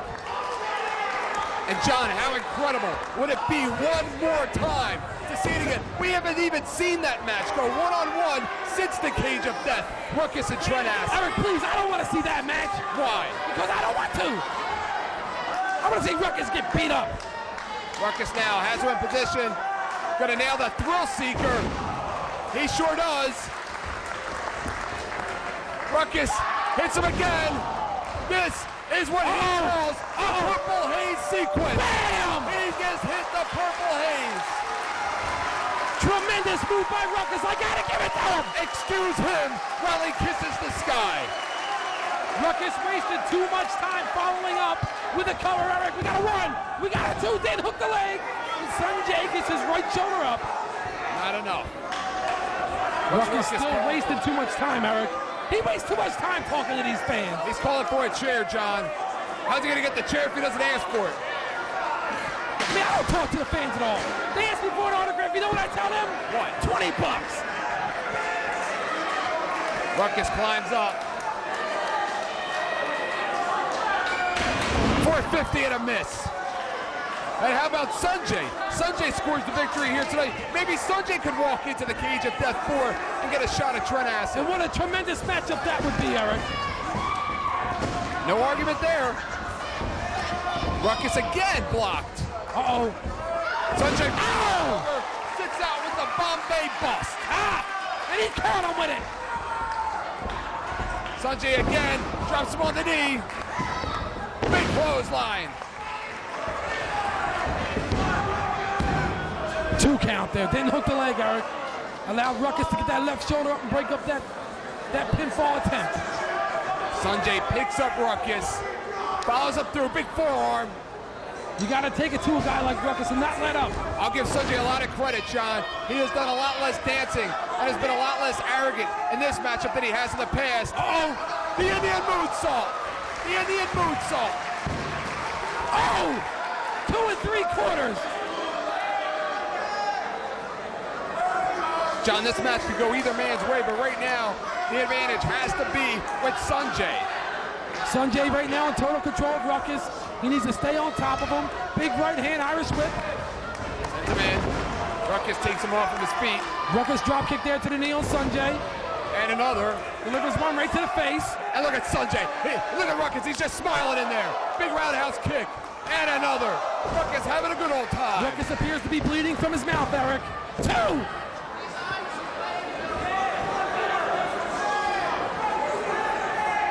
Ruckus pushes Sanjay back in the corner. Drives the shoulder into Sanjay. Takes the wind right out of him. A move like that will take the wind right out of you. You'll have to catch your breath. You're caught off guard. Uh-oh. Oh, no, not this. Here it is, John. Oh, no. I'll quit. Razzle, excuse me. Razzle dazzle to the second power. Bam! The big corkscrew. Oh, no, please. No. There we go. No. Razzle dazzle. I hate the razzle dazzle. We know you love the razzle dazzle. Why does he gotta call it the razzle dazzle? Because he can. Listen to the fans, John. Ruckus now climbing the ropes. Sanjay sitting prone on that top turnbuckle. Sanjay reverses things. Takes Ruckus off the rope, buying himself some more time. Needs to come off there with a quick move. Uh-oh. And end this thing. Remember, there's a chair in the corner, John. There's a chair in the corner. Bam! You gotta be kidding me. The Bombay Rana. No. Too close to the ropes, Eric. But this match would have been over. He's got more guts than a riverboat gambler, John. He's got a lot of courage here tonight. We I'll should give call him that the razzle dazzle. Sanjay brings a chair into the ring. Ruckus a little bit more accustomed to the way we do things here at CZW. I don't know if bringing a chair in the ring is a smart move. Uh-oh. Oh! Sanjay going for some kind of a shooting He was star. going for the kill. Oh! That's illegal. Not in CZW. Oh, man, this is not fair. And look at Ruckus. Ruckus is having a great time there. Ruckus should be disqualified. Smiling, he's laughing. They should have charged him a cover charge for coming Oh, in. come on, Ruckus ain't smiling. He only smiles when it's dinner time. When it's time to eat. Ruckus now on both chairs. Uh-oh. Has him up, holds him. Come on, Logan, do something. Gonna strike the Ruckus. Bam! Sits out with a Falcon Arrow. A Falcon Arrow. Wait a minute, what's Chris Cash doing there? What's Chris Cash doing here? It's not his match. It's not this. It's not Dover. Bam! You son of a bitch. That punk. That little punk. 2, 3, yes! Yes! Somebody stop the show and give me a barf bag. Oh, yeah. Tremendous victory for Sanjay Dutt here on Fake You TV. Makes me sick. Defeating Ruckus. Defeating Ruckus. Makes me sick. Yeah, I said it. He defeated Ruckus. You just won your money back. And Chris Cash, what is his involvement in this match? What's his agenda? Eric, I hope he dances, Eric. What, did he come out here to dance with Sanjay? Oh, I've seen Chris Cash dance. It's not a pretty sight. I mean, Sanjay likes to dance for the fans. Oh!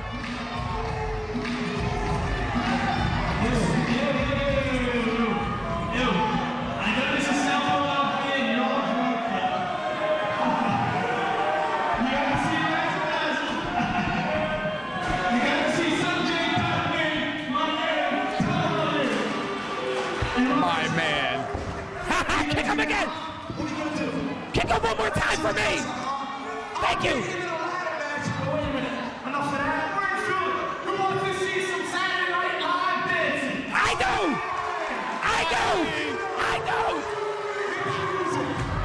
me. He can dance better than Ruckus. He can out-wrestle Ruckus. He can do everything better than Ruckus. I'm not even saying a word. It's what kind of a company is Lobo running? What kind of an organization is Lobo running? Who let the circus into town? Yeah, please, don't. Show a little humility. Setting up the ladder. This is what happened at Dover, John. Remember what happened at Dover? They're gonna ladder dance for us, Eric. I knew Ruckus shouldn't have First time ever on Fake UTV, we're gonna have a ladder dance. I knew Ruckus should not have went under that ladder. I know it was bad luck. What a swerve. Oh! Carlo! Carlo! Yes! Yes! What a punk!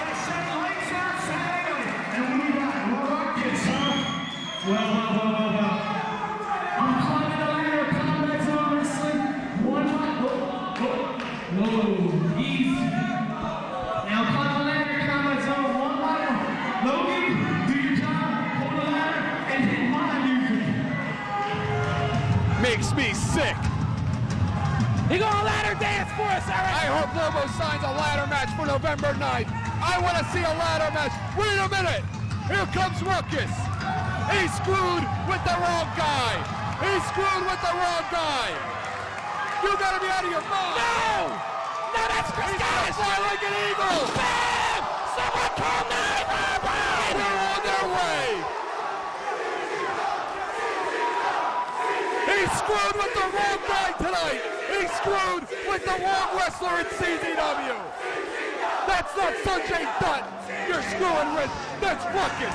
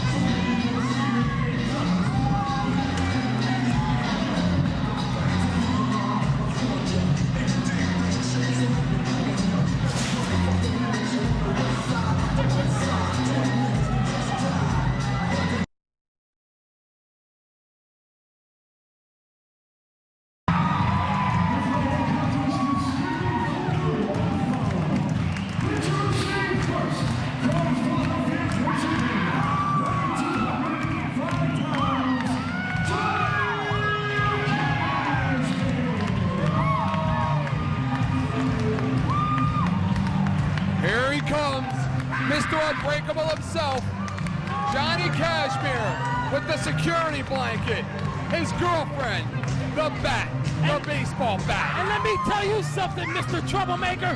You know where I was last night? Where's that? Partying AC with the Backseat Boys, Daddy. Hey, how's that ankle of yours? How's that ankle? My ankle's great. It must be broken from jumping off and on that bandwagon of the Backseat Boys as many times as you No, do. wait a minute. You make me sick. You make me sick. No problem. You make me sick. He's still brown like that. Yeah. Johnny Cashmere, it's time to pay some dues. It's time to cash in on that receipt for what happened in Dover, Delaware, when he got involved in the matchup between Trent Acid and Sick Nick Mondo. It's going to be a long night in South Philadelphia for Johnny Cashmere, let me tell you that. Oh, Eric, did you forget their last encounter in Sewell, New Jersey? Over a year ago, huh? You remember that?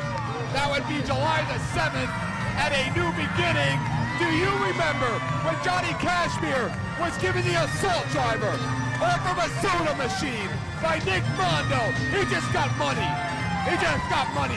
A tremendous matchup that was, too, Eric. And he lost. And he was beaten within a half of an inch of his life. I'll give you a date. You want to go down memory lane? How about April the 14th? How about unbelievable when Johnny Cashmere and Nick Mondo were on opposite sides of the fence in the sickest match in Combat Zone Wrestling history. Johnny Cashmere and Nick Mondo, no stranger to each other, Eric. Put the music. As soon as I get these dollars out of my pants, I have something to say. What is this? What is this, some kind of freak show? Shut up, Eric. He's got something to say, Did I Eric. get that from you? Oh, yeah, he'll take him. He'll take him, all right.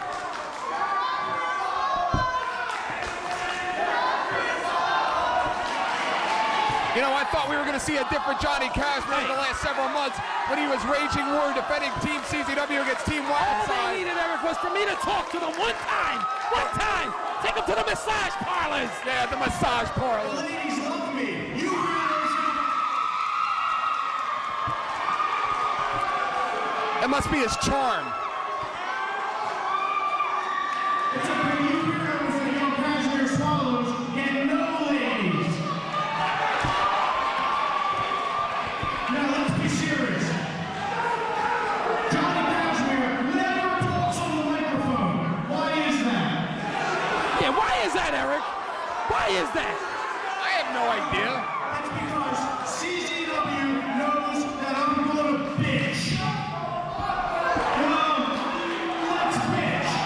What the hell does it take to get a title shot around here? Yeah, what does it take, Eric? What does it take? I like belts too. I Yeah. mean, all I have is this belt, and like 8 other wrestlers in the locker room wear the same goddamn belt. Yeah, they wear the same ones because he wears it. Or maybe you should stop shopping at the same place. So tonight, instead of a title match at any title, I get Sick Nick Mono.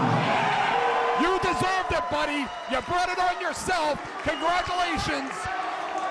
Welcome to the party. He's not afraid of Sick Nick Mondo. Weirdos. Settle down, weirdos. I am every bit as sick as Nick Mondo. It's just I happen to have a beautiful body. And I don't want to ruin it. Last time I wrestled Nick Mondo, we ended up on top of a soda machine.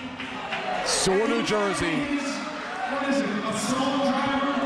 Down through a table? All right. Guess what?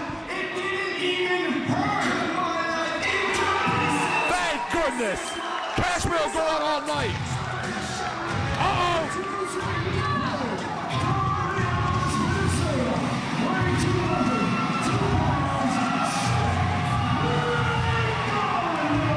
Talk about two guys. Oh, disrespect. Talk about two guys that have had a rivalry going back to the summer of 2000.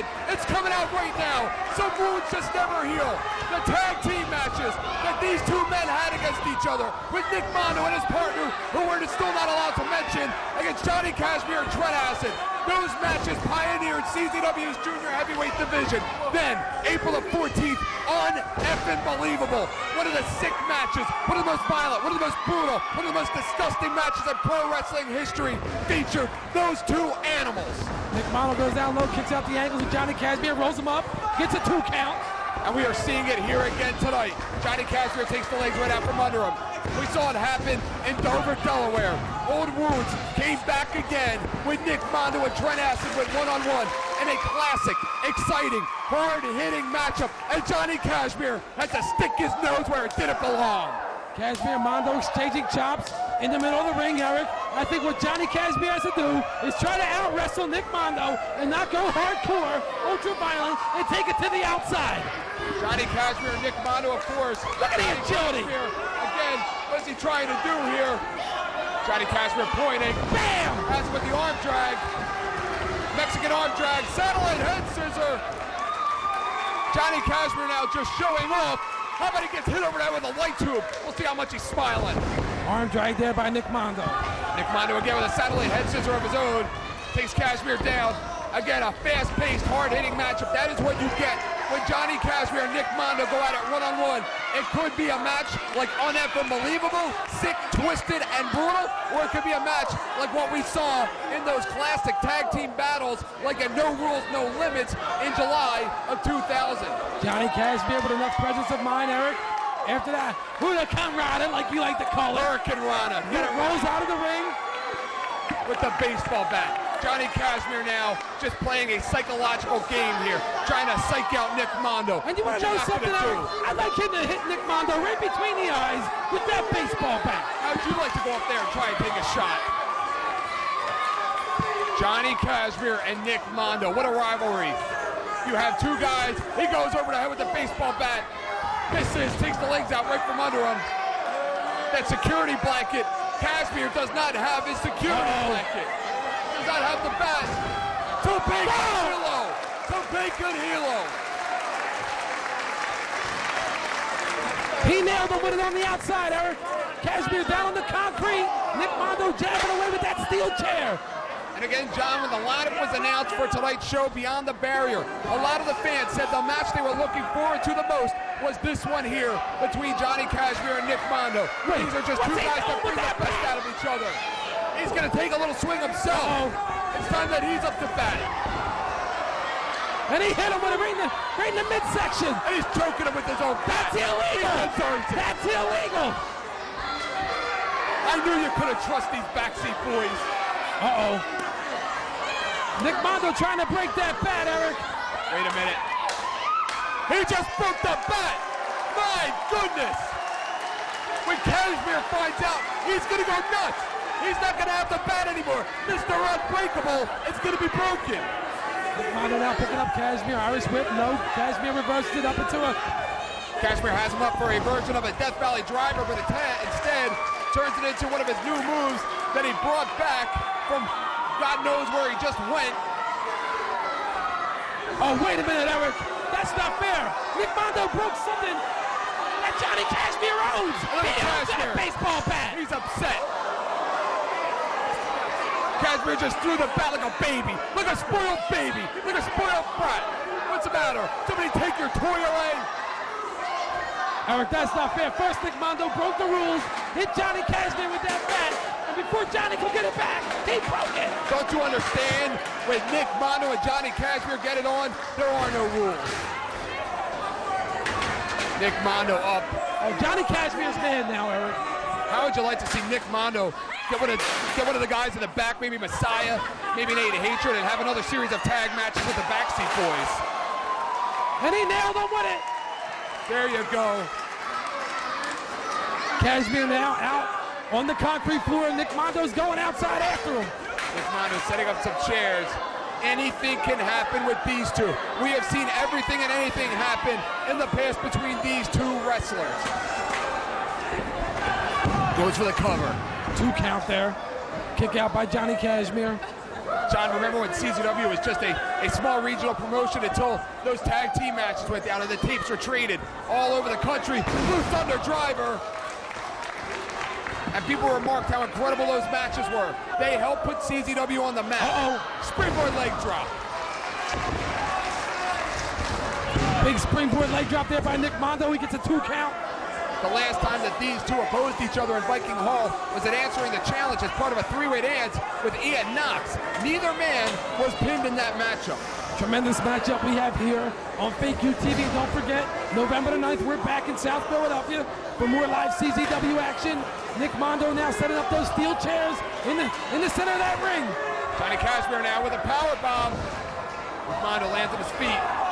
Oh, wait a minute. Assault driver. Assault driver. Wait a minute. Assault driver, Kashmere no. fighting back. Through the chairs. Kashmere has him up for a burning hammer. Has him up again for a burning hammer. Spins him around. And drops him. Spikes him like a bowler punch.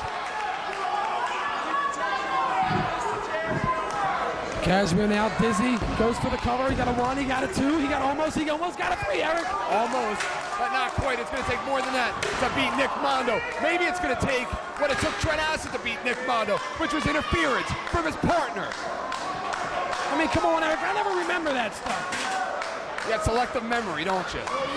See, I call it how I see it. You call it how you want to see it.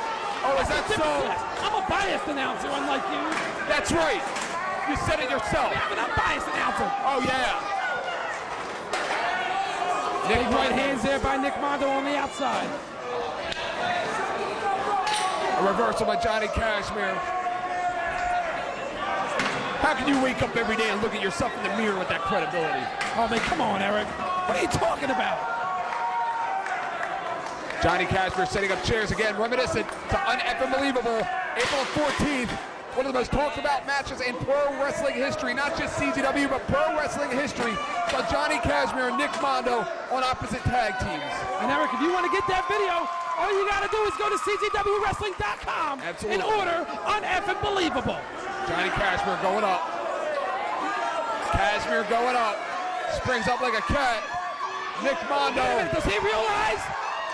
Nick Mondo, wait a minute, Kashmere had no idea. He had no idea that Nick Mondo moved. Oh, consumed himself. Nick Mondo trying to capitalize. He's that consumed himself and posing for the whole camera. 2, Completely go! 2 3/4 there. That was close. Kashmere didn't even see Mondo get up off of those steel chairs. Absolutely. And took a suicide dive, and he paid for it. Nick Mondo now setting up a table. Setting up the table. Nick Mondo has more tricks up his sleeve than David Blaine. You're not going to beat him like that, John. Nick Mondo now sliding that table into the ring. He's setting it up. Kashmere slowly getting up off the canvas. They get a chair to the back, and Kashmere just reeling in pain. The look on his face should say it all. Mondo now sets the table up. Johnny Kashmere on one knee. This match proving to be just like all of their past battles. Sick, brutal, and hard fought. Kashmere now getting up off that table. I don't think Mondo's aware of it. Wait a minute, we saw this in Sewell, New Jersey. Remember, Mondo came off, Kashmere came off at the same time. We didn't know. It was like a game of chicken. Who's gonna strike first? He got him! He nailed him! He spit him! He spit him! He got him! I like what happened in Sewell! He got him this time! Back in Sewell, Kashmere timing off just a little bit. Tonight here at Viking Hall. Where else are you gonna see action like this, Eric? Picture perfect, nowhere in the world. But right here on Fake You TV! Johnny Kashmere trying to prove a point to Nick Mondo. Trying to prove something about Uneffing Believable. Trying to prove something about a new beginning. Trying to prove something about no rules, no limits. Anybody else would have been out, Eric. Anybody else would have been out. Down for the count after that. Nick Mondo, back up. It's not exactly the end of the world for Nick Mondo, but it sure is close, John. It sure is close. Nick Mondo has more guts than brains. Couple of roundhouse kicks. Kashmere wobbly. Mondo setting up some chairs. Again, kicks him right in the back. He's setting him up. Kashmere now sitting prone between those two steel chairs. Mondo just wrestles with that reckless abandon. He just doesn't care. What is he doing, Eric? This sick Nick Mondo, he's nuts. He's sick. He should be thrown in that corner and throw out the key. Oh, man, not this. No. He's going for the M. Bison. M. Bison! Bam! Bam! He nailed it. He's got him. 1, 2, no. Not enough. He's unbreakable, damn it. He's unbreakable. You can't break that guy. Yeah, that's his name, Eric. Don't wear it out.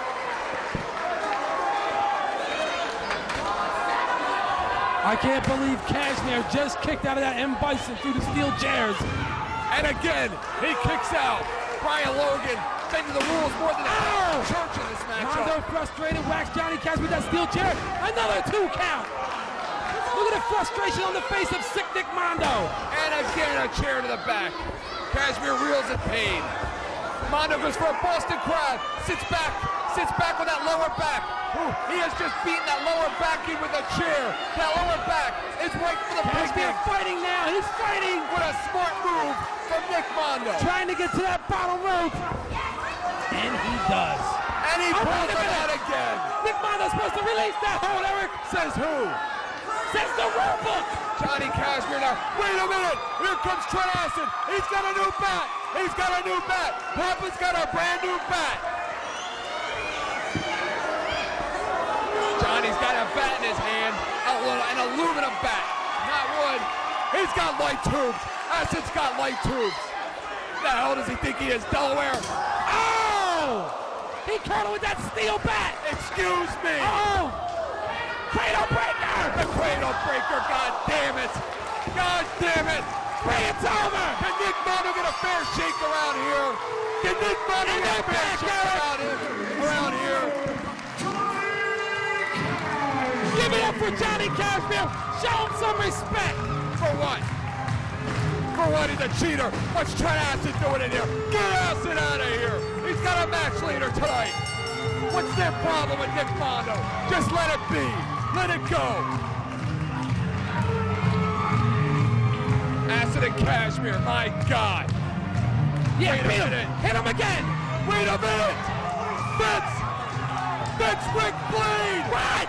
That's Rick Blade. No. That's Rick effing Blade. Are you kidding me? What is that over here? He's not allowed here. He was fired. He was fired. Rick Blade back to help his old partner, his old friend Nick Mondo. Oh! The twist. He was fired. The twist. Get him out of here. He's a crazy Throw fan. him out of here. We've seen him buy tickets for CZW events before. He's not allowed to be here. Arrest that man.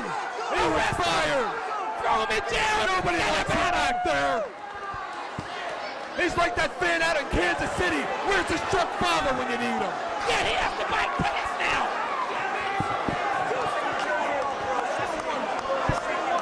It was Rick Blade, who was Nick Mondo's partner. I'll say his name now. That is just there. Eric, the Backstreet Boys are stars. He has no place in this company. Yeah, Backstreet Boys are stars.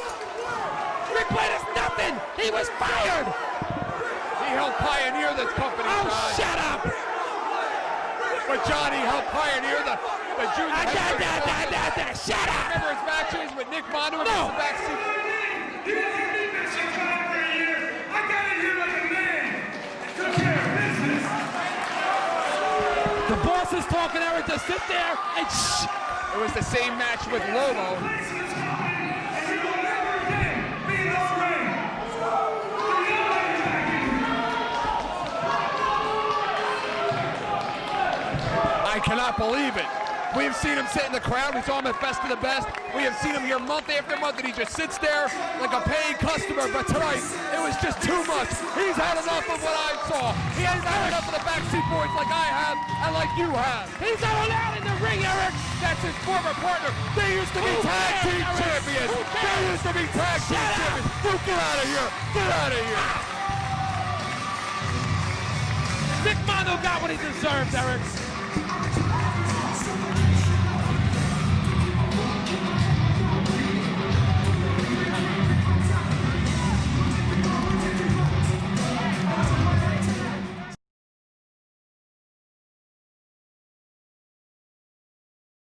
Ladies and gentlemen, at this time, I would like to bring out to the ring Big Max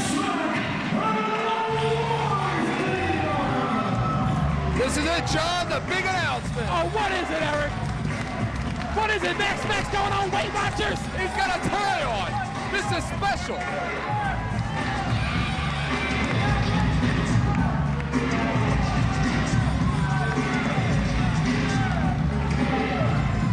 The current Big Japan Deathmatch champion, wife beater.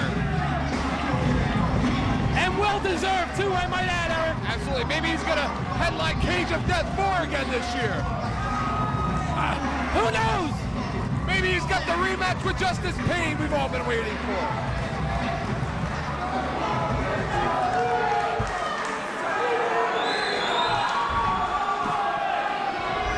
This is what everyone's been waiting for, Eric. The big announcement.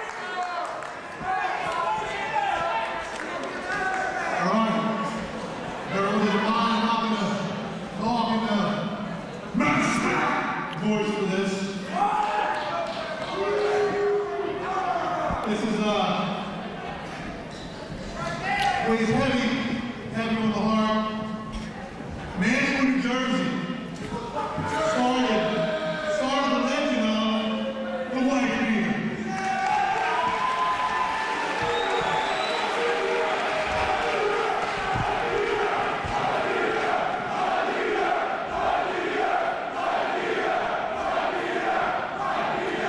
It seems like almost forever ago that we came into the CZW family, and it is a family. It's not just a bunch of guys getting together that don't know each other. It is a family.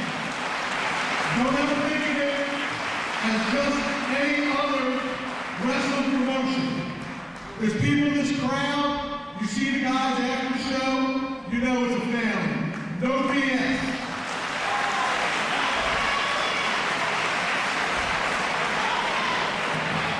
When this man started,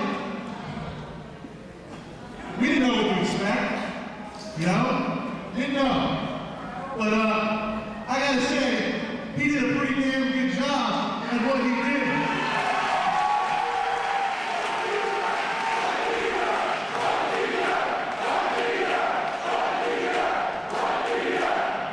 He doesn't look very happy, John. And when you think of wife beater, in all seriousness, we want you, it's the wife beater and it's CZW. Nothing but CZW. That's what he's about. The wife beater and Big Mac Smack have always been about bringing all your people back every week here to the CZW arena to see the wife beater, to see Mac Smack, to see the whole lot, our whole family come out here and put on the best damn show they can do every single time. Hurt, stitch, whatever. CZW did it for all you people. We didn't point fingers everywhere else and say, hey, look what they do. Hey, look what they do.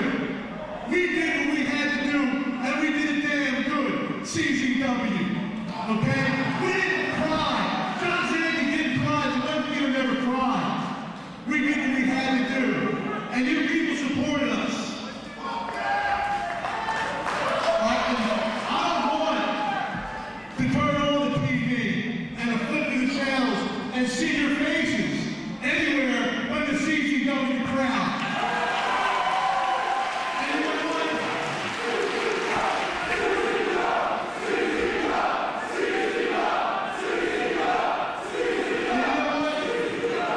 I don't think that's a lot to ask for what these guys do week in and week out for the people here.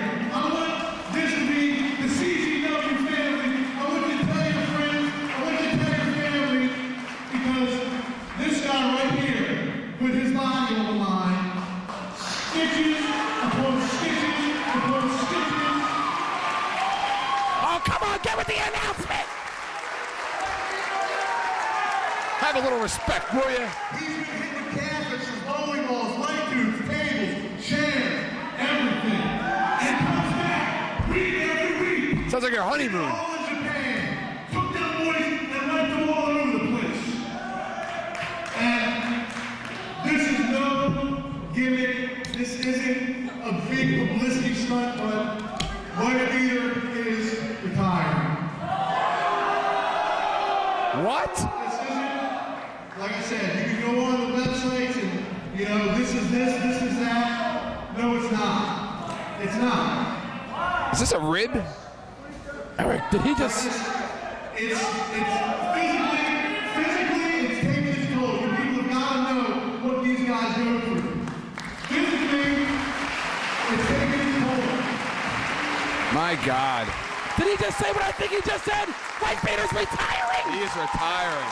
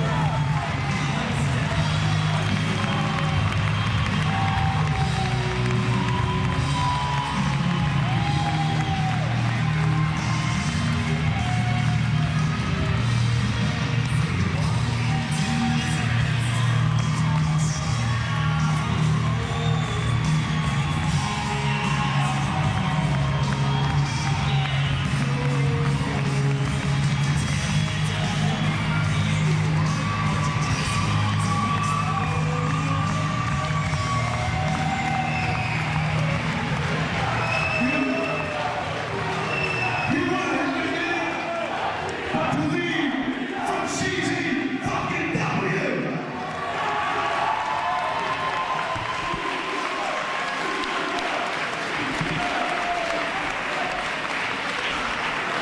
Don't anybody ever forget this man. Nobody will ever forget this man in white people.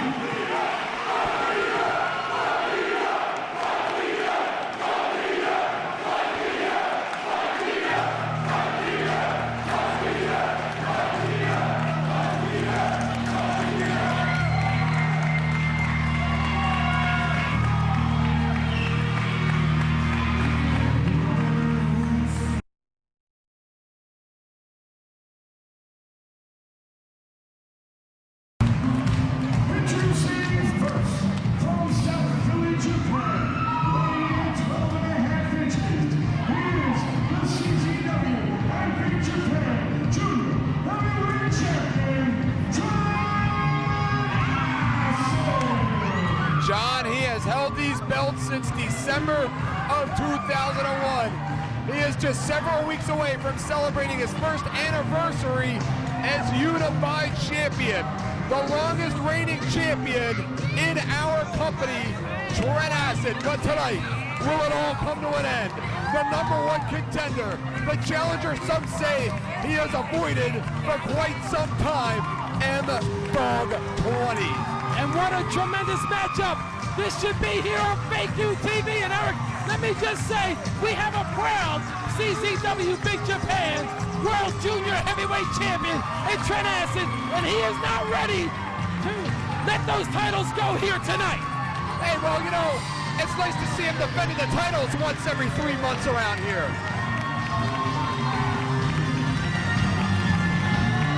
I mean, what is it with you? You're not happy when he's defending CZW's honor. You complain that the titles aren't on the line, but you also say, who else would you want to defend the honor of CZW?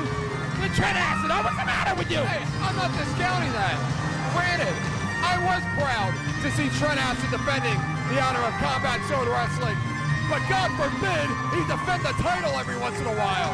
You know, right after you found out me and the Backseat Boys was hanging out in AC, headed down to the massage parlors, Daddy, your whole attitude has changed towards Johnny Cashmere and Trent Acid. My attitude has not changed about Trent Acid and Johnny Cashmere. Trent Acid, who was given the last several months off from Lobo in order to defend CZW against Team Wildside. And that's all well and good, but the fact of the matter is, some say that Trent Acid is a paper champion because he does not defend the title once every 30 days like he's supposed to. And look at a Private Logan. It doesn't take much, let me tell you. I would have just gave him a cheeseburger. I would have just given him a fatty special. Introducing from South Central Los Angeles, weighing in 170 pounds,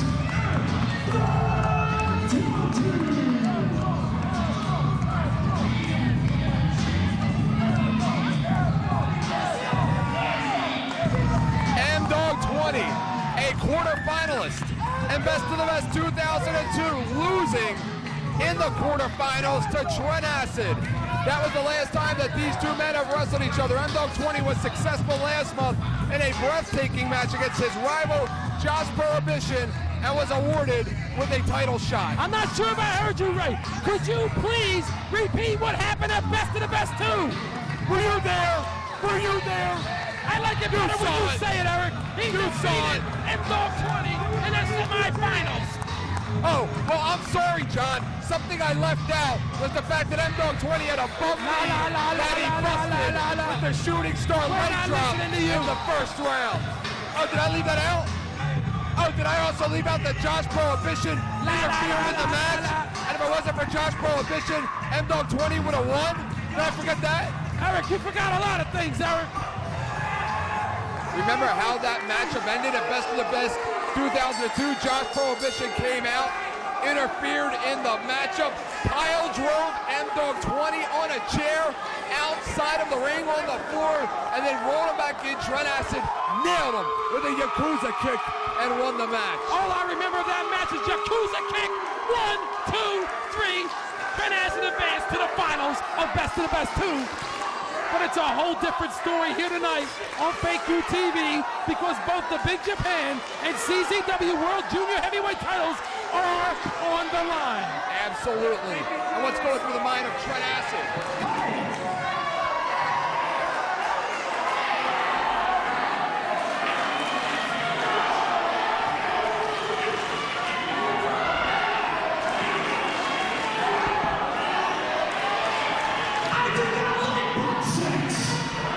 What?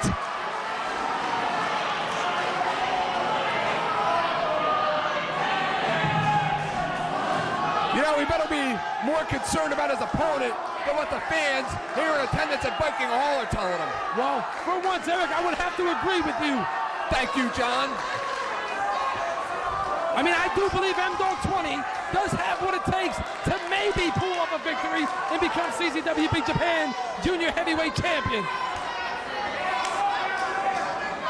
M-Dog 20 and Trent Acid face to face, the two top junior heavyweights in Combat Zone Wrestling today.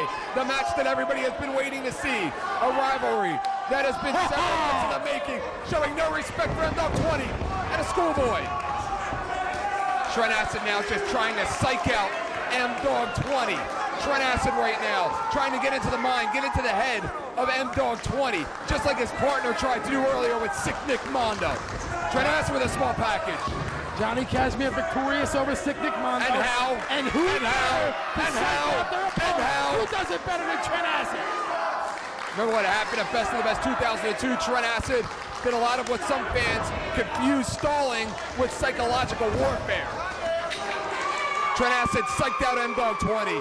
Took about 10 minutes to even lock up at Best of the Best 2002. And look, he just sweeps the dirt out of the ring. That is the arrogance and confidence of Trent Acid. I mean, when someone tells Trent Acid to take out the trash, he really throws it out.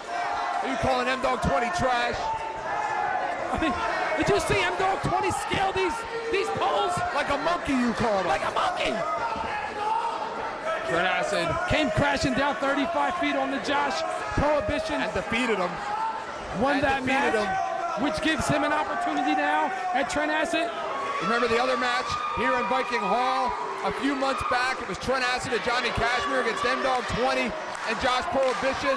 M-Dog and Josh were on their way to victory. That was until Josh Prohibition got jealous of M-Dog 20 and decided to go into business for himself.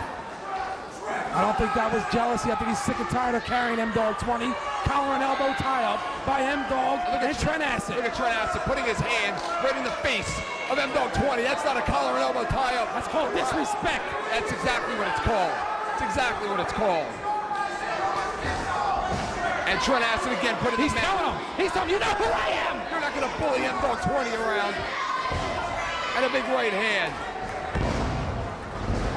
And could you imagine if Trent Acid went into this year's Cage of Death show, the biggest event in Combat Zone Wrestling history, without those belts around his waist? Well, Nelson kick to the head, elbow, snap mare, lands on his feet. Oh, he went low with that one. He sure did. Hip toss. Automatic disqualification if I was the referee. Well, you're not, and thank goodness for that. Trent Acid loses his balance. A right hand and another. And he drops M-Dog. Uh-oh. Trent Acid, who is a psychological genius in there.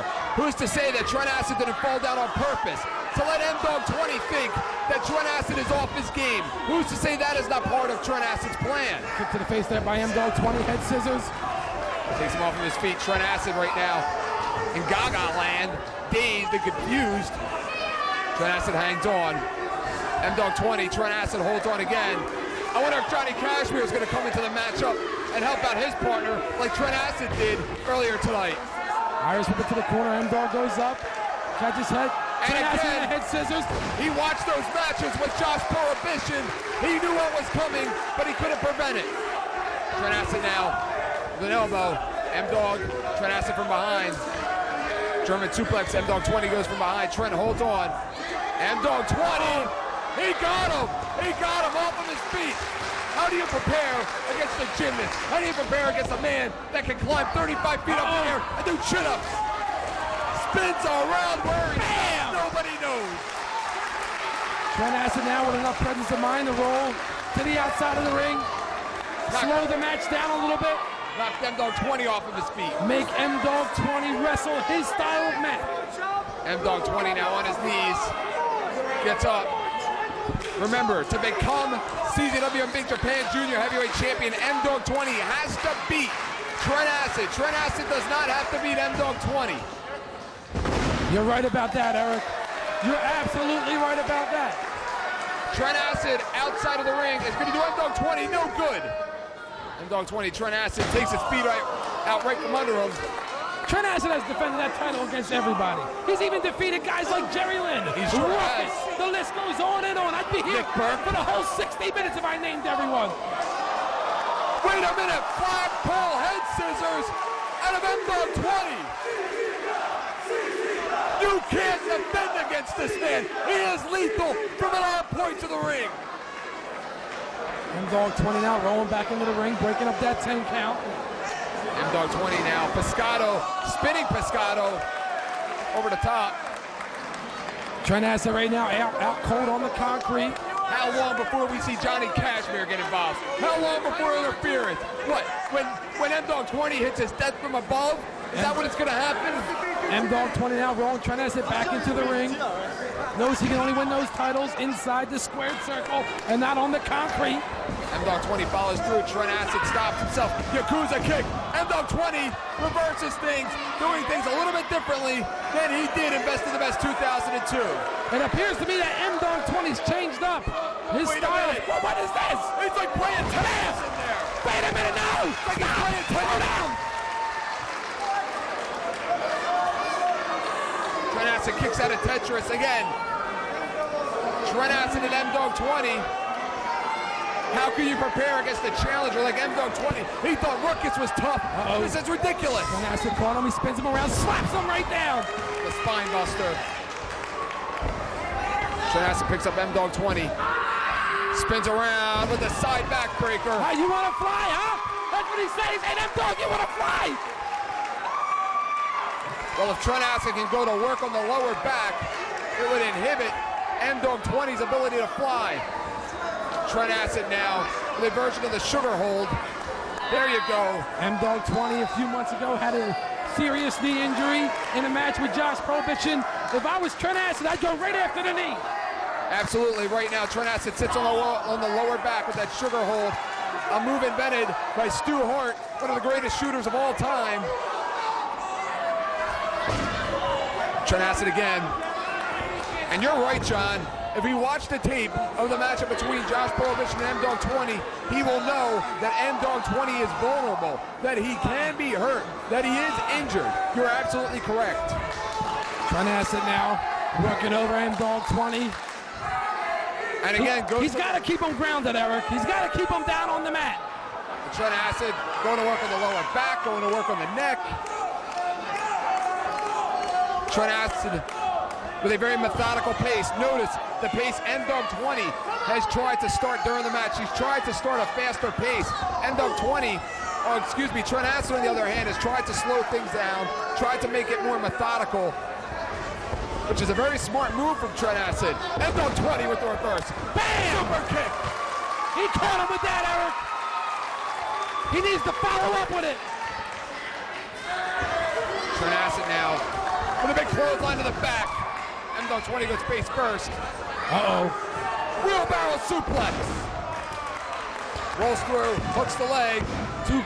Almost a 3 count there, 2 3/4. Almost. Trent Acid can't believe it. He looks frustrated. It was back in April, John, when Trent Acid was inches away from pinning the World Heavyweight Champion Justice Payne.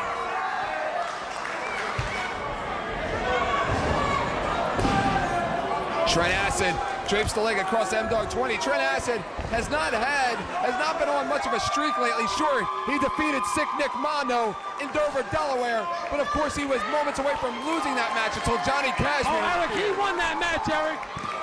That's all that counts. And how about what happened earlier tonight with Rick Blade, who does not even work here anymore. He was fired from this company. Nobody likes him around here. Remember what he did on the internet?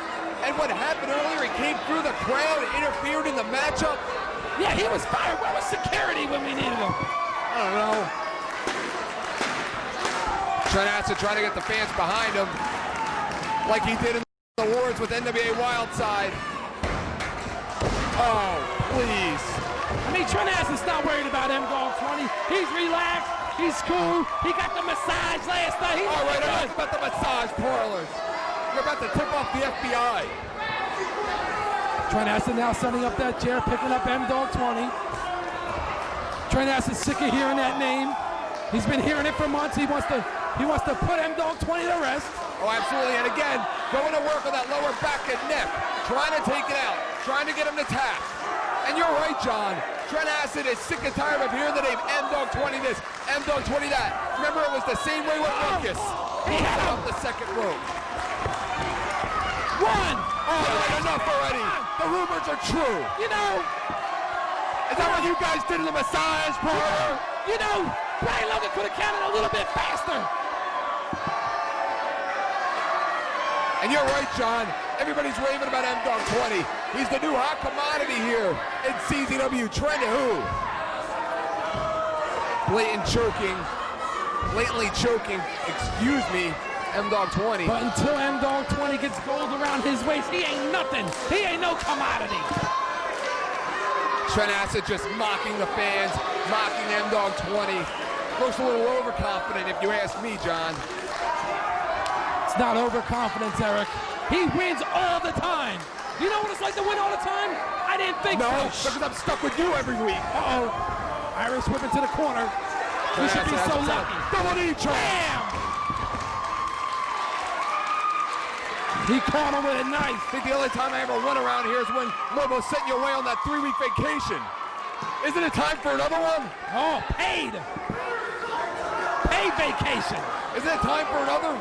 Trent Acid now. Uh-oh. M-Dog 20 Dropped him on his head. He dropped him on his head.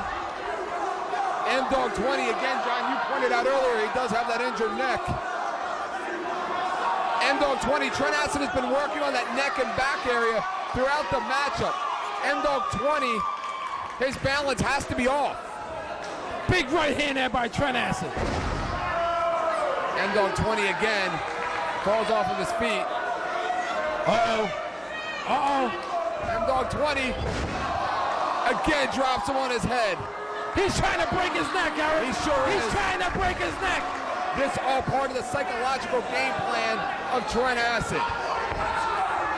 We might not ever see M-Dog 20 again after this match. He's singled for Yakuza King. From behind, reverse Rana. Reverse Rana. Where does it come Trent from? Acid under the back of his neck. Where does it come from? Springs up. And Rana. He spiked him. He spiked him. We're gonna have a new champion. We're gonna have the fans on the feet. Listen to his crowd. M-Dog 20 can't believe it. John just inches away from pinning the champ. That's all it takes. The look of frustration on the face of M-Dog 20. He's pointing towards the corner, Eric. John, all it takes is 3 seconds. That's it. M-Dog going up. Trent Acid follows him in with a big right hand. And another. Trent Acid has to understand that he is in there with a serious threat to his title right now. He has to understand that right now he's in a lot of trouble. He needs to put this match away, put it away now if he plans on walking out of here tonight with both belts and a W. Eric, how come both belts are on the line? I don't know. Why did you ask I mean, that's not fair, Eric. Why do you ask me these questions? Why do you ask somebody else? Sunset flip into a power bomb. Blocked by Trent Acid. And again, Trent Acid has nowhere to go. But damn! But down! He's gonna win! He's gonna be the new champion! Damn it! Damn it! Damn it! That was close. M-Dog 20 now going, signaling for the corner. Trent Acid laid out on the canvas. Trent Acid has to be right for the pickings right now. This has to be the time where M-Dog 20 seizes the moment. That's he missed. He landed on his feet. I told you. Roundhouse kick. And another kick. Takes M-Dog 20 off of his feet. Singlet for the Yakuza kick is Trent Acid. Trent Acid now. Rolling elbow. Covered. Boy, hurry up. Faster. 2, Notice the serious pin there from Trent Acid and not those cocky, arrogant covers we were seeing earlier. Only a 2 count there, M-Dog 20. I think he knows he's in a dogfight right now, no pun intended. M-Dog 20 now laid out on the canvas. Trent Acid right now trying to get the crowd behind him.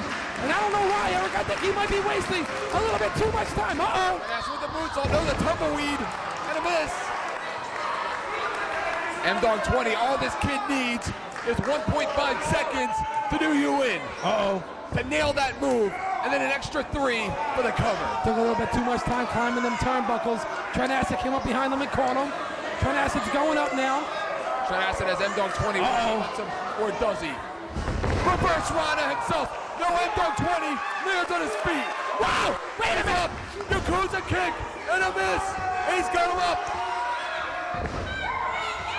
Spins around, drops him, drops through those Trent Acid. Trent Acid hangs on. He hangs on, picks him up. Falcon Arrow. Oh, wait, that's 3. That was 3. That was 3. That was 2 and a half. 3. That was 2 and a half.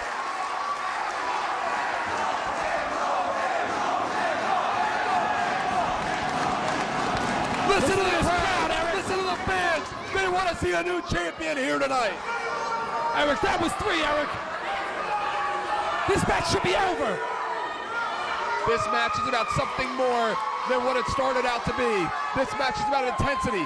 This match is about desire. This match is about passion. Who wants it more? Who wants to win this match more? Trent Acid or M-Dog 20? And if you want to see action like this, you got to get your tickets for November the 9th as we go back to South Philadelphia and the CZW Arena. M-Dog 20 lands on his feet. O'Connor rolls through, hangs on. Trent Acid saw it before. You're not going to get it right. Oh, who's a kick on this? Back kick, heel kick. Trent Acid again. Up on the second rope. Spins around. Oh, No! he caught him. He caught him. M-Dog 20 with the dog. Oh, he's trying to break his neck. He's trying to break his neck. He's going for death from above. Death from above. Look at the crowd. The fans feel it. We're going to see a title change. Oh, no. We're going to see a title change. Bam! That's it. 1, 2. That son of a bitch. That son of a bitch. What the? Cradle Breaker. Somebody call for a bell already. That bastard. Trent Acid was defeated. Trent Acid was Wait a minute. Trent Acid should be walking out of here a loser. Here he comes again. Big Blade's back. He's back for more. He passed security. Bam! Takes John Wait a minute. from his feet. Some wounds will never heal. He should be arrested. Rick has a Blade. Blade is back. Roundhouse. He's back in there. He's not even an employee of this company. He should be arrested, Eric. Security. Rolls through security. Takes the fat guy off his feet. Bam! He's going after security. Can't security do something around here? I feel like I'm at a Kansas City Royals game. Oh! Rick Blade. But that's our security staff. Blade rolls through. He may get it for the edge of the blade. He may nail that edge of the blade. Here comes Slow-Mo. Here comes D-Bar. Here comes Pennsylvania Commission Representative Rock and Rebel. And there goes Rick effing Blade.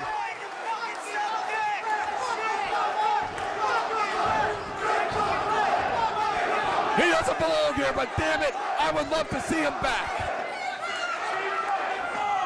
They're chasing him. Eric, Rick Blade should be arrested. For what? For putting his hands on security guards. He's not a part of this company. He illegally trespassed. And how about Johnny Cash?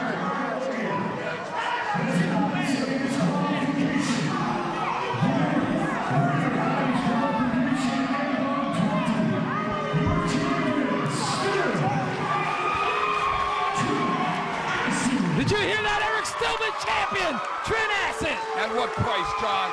How about a little pride?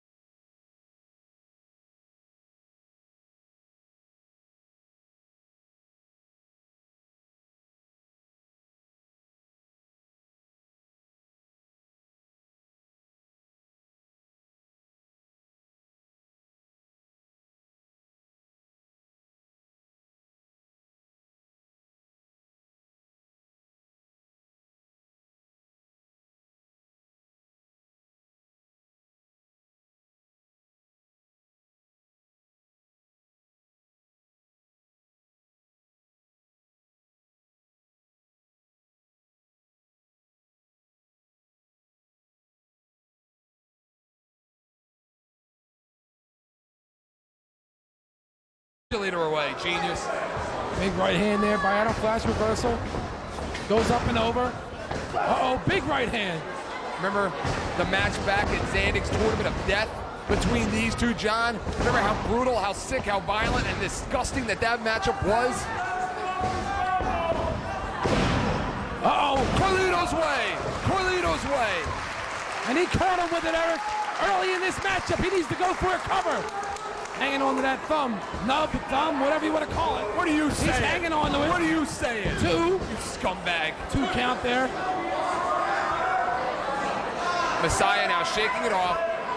We saw Messiah a few months back at the Tournament of Death take a lot of punishment with that injured thumb in that matchup between himself and sick Nick Mondo. The matchup between him and Adam Flash was over pretty quickly. Holy roller. Onto the outside on the Adam Flash. On the concrete. Remember the beating that he took against Nick Mondo in that Tournament of Death? He came in there, pinned Adam Flash, and then lost to Nick Mondo. So right now, Adam Flash has to have that loss on his mind. That match could have went any way with Nick Mondo and the Messiah, but tonight's a whole different story because the Iron Man title is on the line, and you know just as well as I do, Eric, that the Messiah wants to be the CZW Iron Man champion. Uh-oh. Messiah with the baseball slide in the chair. Actually, I want to correct myself. The very last time we saw Messiah compete officially in Viking Hall was back in June at Best of the Best in that 3-way match between Nick Mondo and Justice Pain as defending CZW World Heavyweight Champion. Messiah just went for a cover, only got a 2 count, and it is pinfalls count anywhere in Viking Hall, the CZW Arena. He could be going back there for anything, John. He could be going back there for anything. And you know, John, that a victory here tonight would propel the Messiah back in the rankings. He would love to walk into the cage at that 4 and challenge Justice Pain for the World Heavyweight Championship. A lot easier said than done. He has to get through Adam Flash first.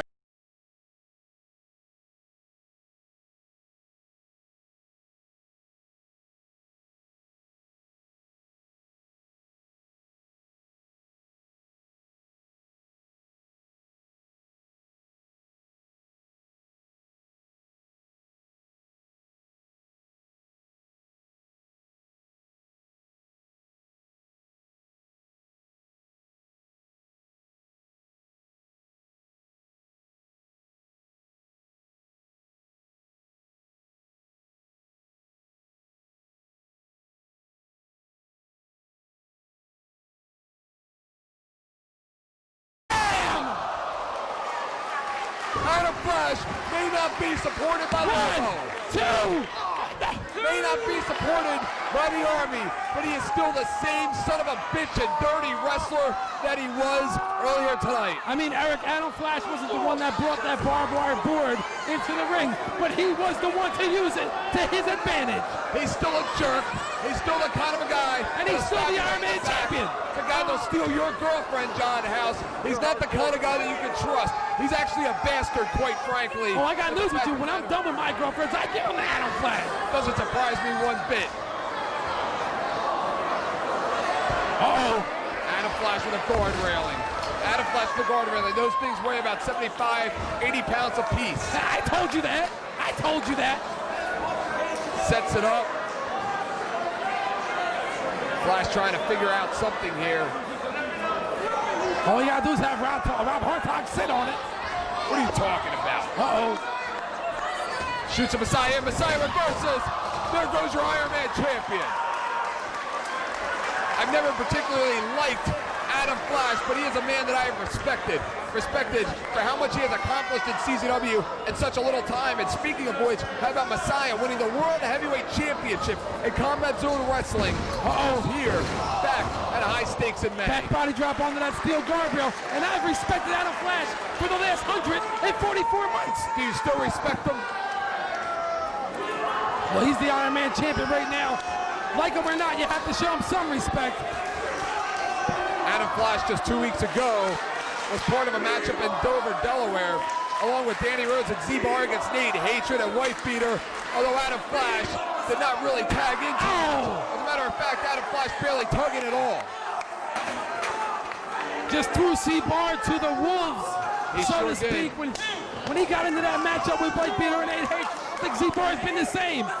Absolutely not. Remember, falls count anywhere in the building in an Iron Man title match. Chair to the back. That's a steel chair, Eric. You think Adam Flash feels sorry for Messiah, what happened to him? I don't think so. I don't think so either. Right into the guardrail. And where's Flash going? Uh-oh. Where's Flash going? You know he's not leaving because he's got more guts than to do something like that. Messiah slowly following Adam Flash. I don't know where he's going, but you know it's not out of the building. And Messiah following him. And Adam Flash playing games here. Sneaking up on the Messiah, trying to ambush him. Rolls Messiah through. Uh-oh. He's got those light through. Bam! Bam! Park. Who does he think he is? Barry Bonds? He hit a home run with that one, Eric. Bullseye. Big right hand goes for the cover. 1, 2. Not enough. 2 count there. You're not going to pin Messiah like that. You were talking about a guy. You were talking about the ultimate wrestler with the ultimate heart. That is the Messiah. Uh-oh. They're coming this way. Oh, John. yeah, they're coming this way, Eric. We shouldn't be surprised, John, that in an Adam Flash Messiah match that they would decide to come this way. It is pinfalls count anywhere. Big suplex by the Messiah. And the Messiah is hurting. The Messiah is feeling it. Adam Flash obviously in a lot of pain. Messiah goes for cover. 1, 2. He got a 2 count. How truly healthy is the Messiah, though? That is what we have to wonder. How truly healthy is he to be in a matchup one-on-one with the Iron Man champion? Messiah now has a table. Looks like he's setting it up. Setting up that table. Adam Flash now. Look at it. He's looking at those beers, looking to see if there still has alcohol in them. Well, he's thirsty, Eric. Maybe he wants a drink. Adam Flash now climbing the ladder, coming to this They're area. coming up here, Eric. They're right here. He's retreating. They're right here. Messiah following him. Messiah not that far behind. They're going to be 30 feet off the ground up here, Eric. This is what an Iron Man title match is all about. Big right hand by Adam Flash. This is all about. This is what ultra-violence is all about. DDT. Implant DDT. Oh, he implanted him all right. Got him off his feet. On top of that chair. John, do not forget about that chair. 1, hit him right 2. here. We got a 2 3/4, Eric. Not enough. You're not going to pin Messiah like that. He has too much heart. Hey, how did Rob Hartog get up here? Helicopter. He climbed. He climbed up. Adam Flash now all over Messiah. Adam Flash, a 2-time Iron Man champion. What the hell? Damn. What the hell is Lobo doing? Jesus Christ. You don't Somebody turn get him him out back of on here. Sheriff Lobo and get away with it, Eric. What's his problem? He's the boss. That's his problem. Leave the guy alone. Adam Flash betrayed the boss. Uh-oh. It's like a jealous girlfriend out here. Uh-oh. Here we go. Oh. Bam! Messiah! Run! We got him! We got a new champion! We have a new Iron Man champion! Here is your winner and new CZW Iron Man champion, the Messiah. He did it again, John! He did it again! Everybody out there that said he was done, that we said have he a was new finished, CZW that said he was Iron gonna Man quit. champion. Well, you know what? Screw them! He's back! And he's back better than ever! And if you ask me, Adam Flash got what he deserves. Nobody asked you! Nobody asked you! Nobody asked you! Nobody asked back you! on Sheriff Lobo. And if you do, you will pay for it.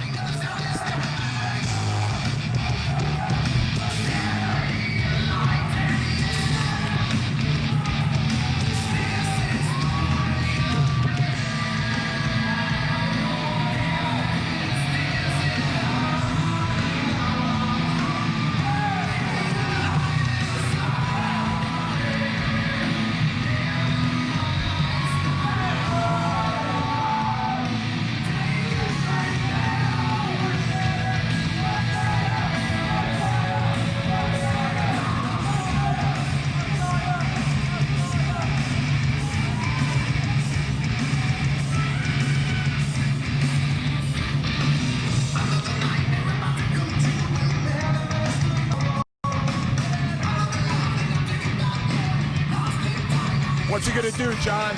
It's not over. It's not over. He's gonna hit him again. And in most cases, he probably deserves it, but not tonight. I'd hit him again.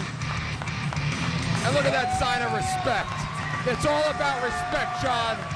Something you know nothing about. You make me sick.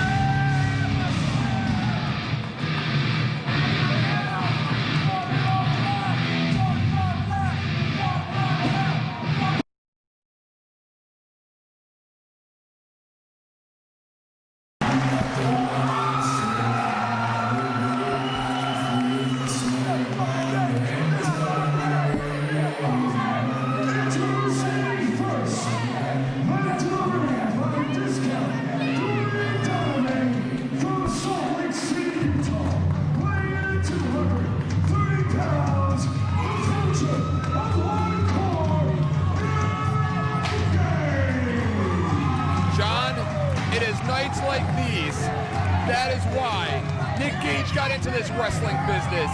It is a night like this that made Nick Gage go through the grueling hours in the CZW Wrestling Academy, spend the countless hours in the tape room studying Justice Payne, picking him apart, seeing how well he could do against the champ, the secrets. How did Messiah beat him? How did Zandig beat him? Nick Gage knows, and Nick Gage says tonight will be his night in CZW. And Eric, Dewey Donovan's been the manager of champions, but none of his men ever in their history has ever held the CZW World Heavyweight title.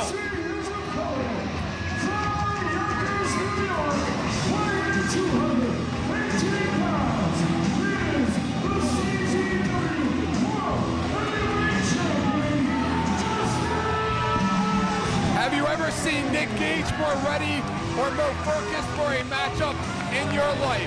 But here comes the champ, walking to the ring with a bounce and a step of confidence. Why, John? I'll tell you why. Thanks for asking. Because it is his match first, a submission matchup. Smart move by Justice Payne, knowing that Nick Gage is a madman, knowing Nick Gage will go at any lengths to win that CZW World Heavyweight title. What the champ wants to do in this first fall is to wear Nick Gage down and take him out of his game. It all started, John, this rivalry on January the 15th, 1998, the date in which Nick Gage and Justice Payne enrolled themselves in the CZW Wrestling Academy. That is where this rivalry started. Nick Gage, the first ever World Heavyweight Champion of Combat Zone Wrestling. Justice Payne, the most dominant World Heavyweight Champion in the history of our company. This is what a rivalry is all about, John. The big stage, the big match, the big night here on Fake You TV. You know, with all that talking you just did, you forgot one key thing, Eric. What's that? That Justice Payne is the only Grand Slam champion in CZW's history. Nick Gage has held quite a few belts himself. How about Nick Gage and those World Tag Team title belts that he holds currently with Nate Hatred? How about that World Championship belt I talked about earlier? How about that Iron Man Championship? You remember what happened the last time these two battled over the CZW World Heavyweight title? Justice Payne tried to cripple and end the career of Nick Gage, and he's been waiting for this day for a long time, Eric. Justice Payne was moments away from losing that title, and that was, of course, until his insurance policy, Steve Rives, came out of nowhere, and the two of them beat Nick Gage within an inch of his life.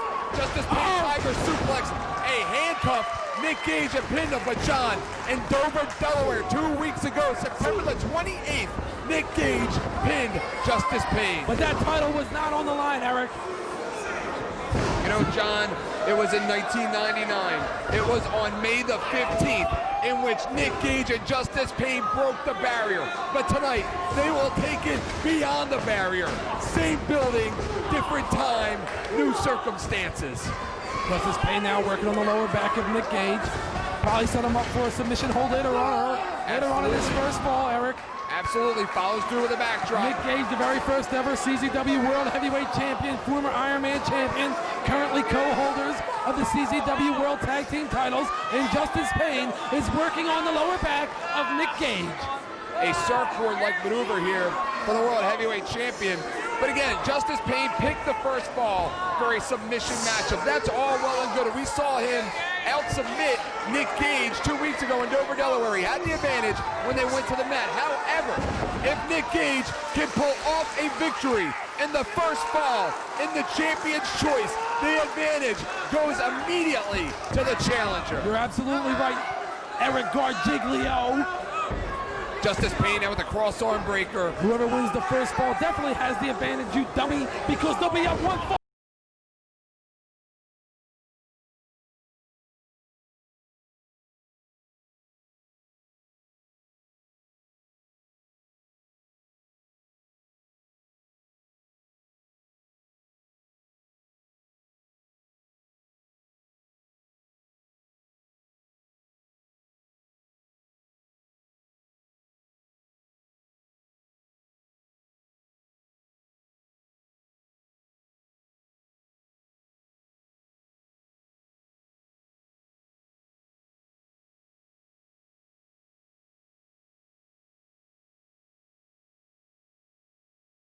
To be going more to the power moves, looking for pins, where Justice Payne is more cognizant that this is a submissions matchup. The champ's got him down, has it locked in the center of the ring. Dewey Donovan now, Eric, he has held, his men have held the Iron Man Championship, has held the CZW World Tag Team Championships on numerous occasions. The World Heavyweight title has eluded him, and who wants the World Heavyweight title more, Nick Gage or Dewey Donovan? Well, John, I'll tell you this, it seems to me that Lobo has been favoring the champ as of late. The champ had those series of open challenges. However, Nick Gage put his name in the hat for every single one of those open challenges. And yet since Zandig lost control of this company, Nick Gage has yet to receive a return title matchup until tonight. And I got news for you, Nick Gage has not forgot about the last time the title was on the line when Justice Payne handcuffed him and repeatedly beat him over the head with a steel chair and tried to end his career. Do you just like repeating everything that I say? Uh-oh. Justice Payne now goes for a clothesline. Nick Gage from behind. Bam! German suplex, drops him on his head. Needs to follow that up with some kind of a submission maneuver that will take advantage of the wounded neck of Justice Payne. Nick Gage right now, this is not his element. His element falls anywhere in the building. Oh yeah, but not a submissions matchup. Justice Payne with a German suplex of his own. Drops his rival right on top of his head. Justice Payne connecting with that belly-to-back suplex, and then Nick Gage returning one of his own. Talk about pioneers. On February the 3rd, 1999, opening night for CZW, our very first event ever. Justice Payne and Nick Gage opposing in a tag team match. Bam! Nick Gage trying something different there. Right on the midsection of the champ, Justice Payne. The champ is in trouble. Has him up. Is he going to go for a pain thriller? No, maybe a burning hammer? Uh-oh. Drops him face first. Nick Gage with the power game.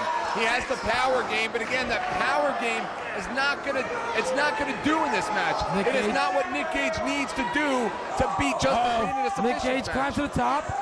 5-star frog splash, but he missed. Landed on his knee, Eric. He landed on that right knee, left knee. Justice Payne seizes the It opportunity. was his right knee. Like a true world heavyweight champion would do. And he's stretching him. Look at him tearing the ligaments of Nick Gage apart. Stretching him. Nick Gage, how's he gonna tap? Uh-oh.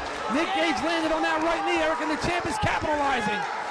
Nick Gage needs to tap now. He needs to get out of this early to avoid any further damage. If he gets out of this early, if he ends his first fall, fine. You're down one fall. But again, if he lets this match go on, if the pride comes into effect here, those ligaments will be torn up, and Nick Gage's second fall will be over just as quick as his first. Champ had it cinched in, and he had it to where Nick Gage could not grab the rope, so all he had to do, he had no choice but then to power out of it. And he did.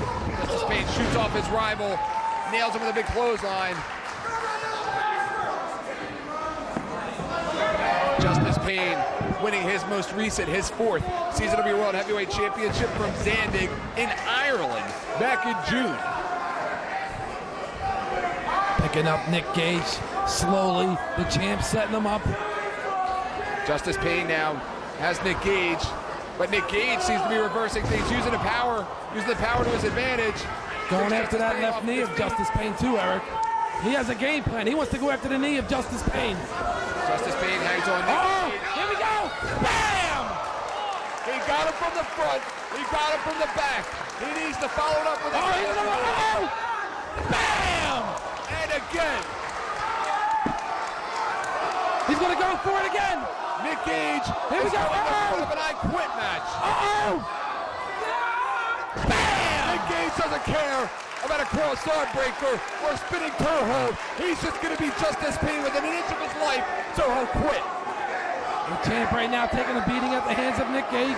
He's going for a fourth one. Wait a minute, Hartog just rang the bell. He can't continue.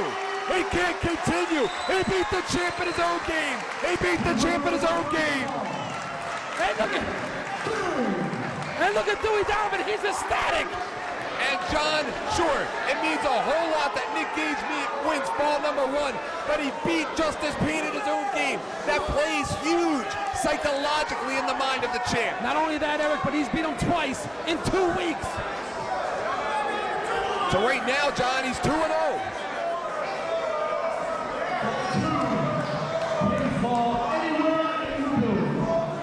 Some of the greatest title matches of our generation have been 2 out of 3 falls matches. A lot of those matches never even made it to the 3rd fall. Can you imagine the embarrassment if Justice Pain loses 2 falls to none? Oh, Nick Gage not wasting any time, runs right in that corner with a clothesline, holding the champ. Oh, Nick Gage is chomping at the bit. Nick Gage is not going to waste any time, John. He's not wasting any time at all. Oh! And the champ just went sky high over the top. The champ hit that forehead, hit it hard. Nick Gage has got to stay on top of Justice Pain if he wants to be the CZW World Heavyweight Champion and not waste any time. Nick Gage is like one of those wrestlers, he doesn't even realize his own strength. And that was evident right there in the way that he threw Justice Pain over the top rope. Justice Pain's been in matches that have won 40 minutes, 45 minutes, 60 minutes, 64 minutes, Eric. I think this match is far from over. Oh, I agree with you, John. But let me tell you something. That first fall was about redemption. This second fall is about payback, John. A Falls Anywhere match is about nothing more than payback. The 3rd fall is about the title. Nick Gage is a heartbeat away there from becoming the new CZW World Heavyweight Champion. If you just joined us on Fake U TV, this best 2 out of 3 fall matchup here for the World Heavyweight title. Nick Gage won the first fall. He's up 1-0. That's right, Justice Pain could not continue. Justice Pain and Nick Gage going everywhere. They're right by that steel guard railing, or excuse me, that steel mesh fence. And don't forget, back on November the 9th, we'll be back in South Philadelphia, Eric, on the road to the Cage of Death 4. Absolutely. Justice Pain gets rammed into that pole. Justice Pain is having problems right now. The champ is looking like a challenger, and our challenger is looking like a champion. Nick Gage rolling into the ring. Justice Pain still down, taking a beating, obviously in a lot of pain.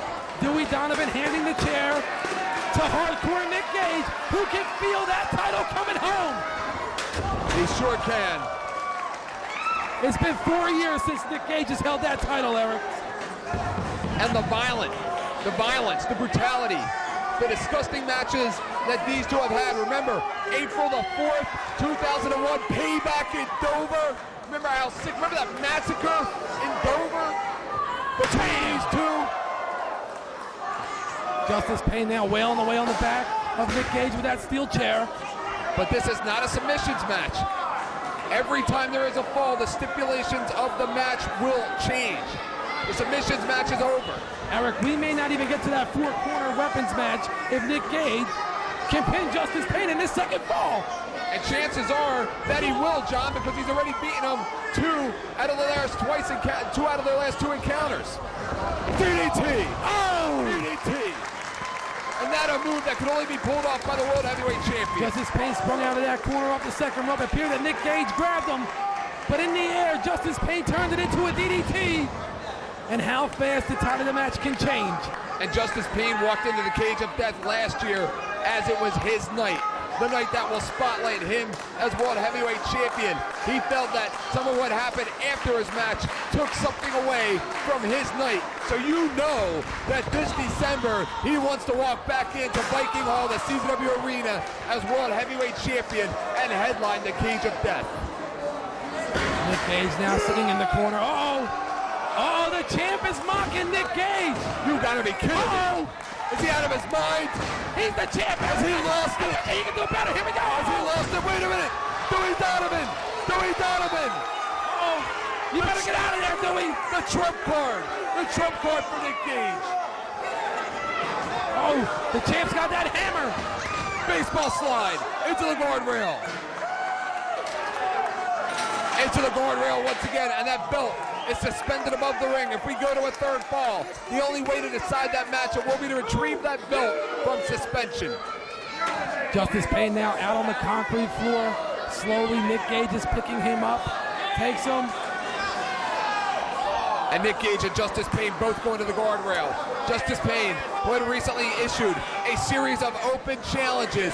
Why did he issue those open challenges? Was the competition in CZW not up to par, or was he avoiding the challenge of hardcore Nick Gage? Oh, come on, Eric. Justice Pain has ran through all the competition here in CZW, put out a legitimate open challenge, and has defeated everyone who accepted that open challenge. Who, Billy Fives?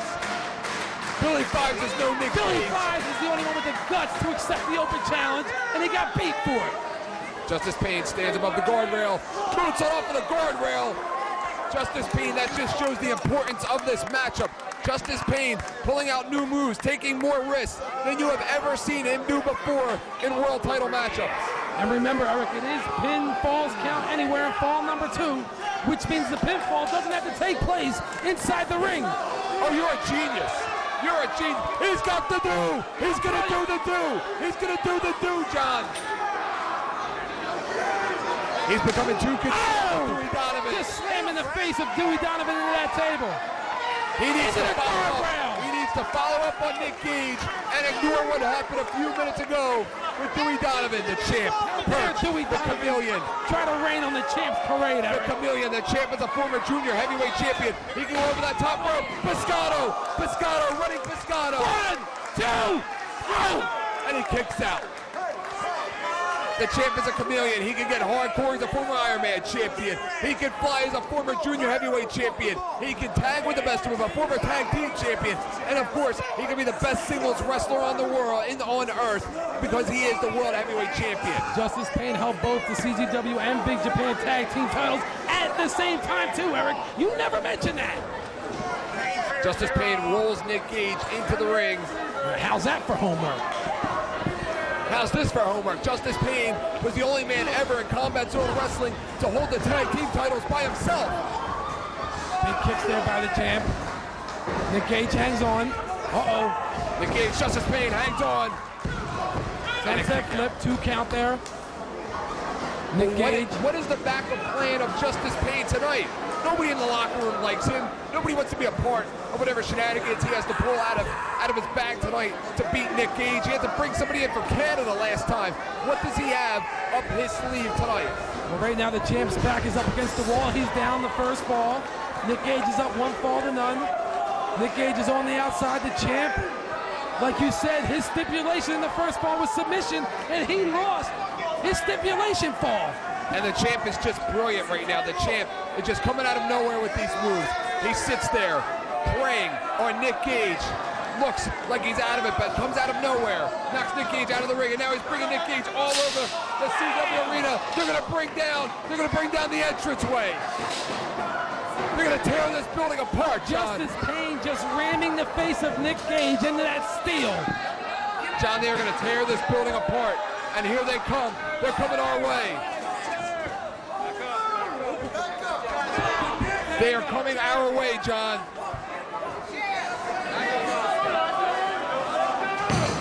Justice Pain slams Nick Gage into that table. Justice Pain will do anything and everything to win. Remember at High Stakes when he threw Adam Flash off of that scaffold through about 20 tables? Uh-oh. Justice right now picking up Nick Gage slowly. Looks like he may be setting up for a pile driver. He has him now. Nick Gage. Uh-oh. Nick Gage blocks it. Bam! Backdrop through the table. And that is we might have a new champion. One, It's two, over. two count there. Heartbeat away of seeing a new CZW World Heavyweight Champion here on Fake TV. And that is the power game of Nick Gage. You cannot count him out because he does have the advantage when it comes to power in this matchup. Justice Payne, more resilient. You called it earlier, John. He has wrestled 64-minute matches. But remember, he lost that 64-minute matchup. Oh yeah, you know why he lost? Because the champ was ready for a 60-minute match, not a 64-minute match. Always an excuse. Listen to the crowd. These fans would like to see nothing more than Nick Gage and this reign of terror of Justice Payne. Nick Gage only a 3 count away of becoming the CZW World Heavyweight Champion. Big elbows. A big lariat out of Nick Gage. Cannot take the champ off of his feet. The lariat again. Oh, Payne Thriller! Payne Thriller! Payne Thriller! Oh! Let's go! That's it! We're tied up 1-1. My God, you know what's next, John? You know what's next? The 4 corners of hell. Justice Payne. It will go to a third, final fall, 4 corners. Eric, it's all tied up 1-1. The 4 corners of hell, John.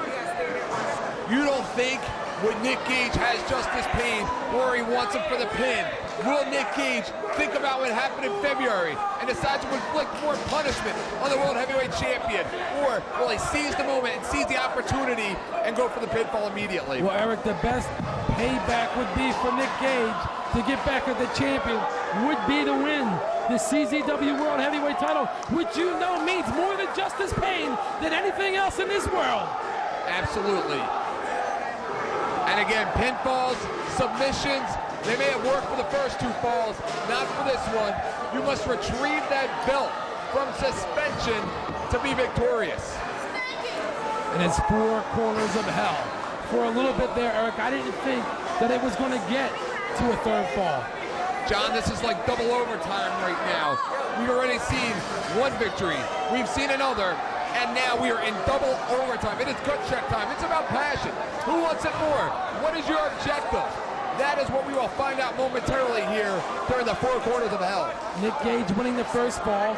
The beginning of the 2nd fall, he stayed on top of the champion. He took it right to him several different times. Just a heartbeat away from getting the 3 count. But right now, Nick Gage and Justice Payne are both out. They're both injured. Nick Gage still down. Justice Payne trying to walk back to the ring very slowly with the use of those guardrails. But John, what more do these 2 have left? They have given each other everything and anything. What is Payne up Dennis Shock for? He just suplexed Dennis Shock to the floor. That jerk, that bastard, that son of a bitch. What's his problem? What did Shock ever do? That is called a Fake TV extra. What the hell was that about? Every time you start to respect Payne a little bit more, start to like him a little bit more as a world champion, he does something like that where you realize what kind of a scumbag he truly is. Eric, did you just call our champion a scumbag? I sure did. Look at that, on 1 pole, Eric. 1 pole, there's a staple gun. May the 15th, John, at Breaking the Barrier, Justice Payne and Nick Gage were the first ever in this industry to introduce the staple gun. They were the innovators of the staple gun. On pole number 2 appears to be a bag of thumbtacks. On pole number 3, it appears they're going to hang light tubes. And on pole number 4, looks like we're going to see a barbed wire bat. It looks to me as if it is a barbed wire bat, Eric. John, at Breaking the Barrier, Nick Gage defeated Justice Payne. What will happen tonight at Beyond the Barrier?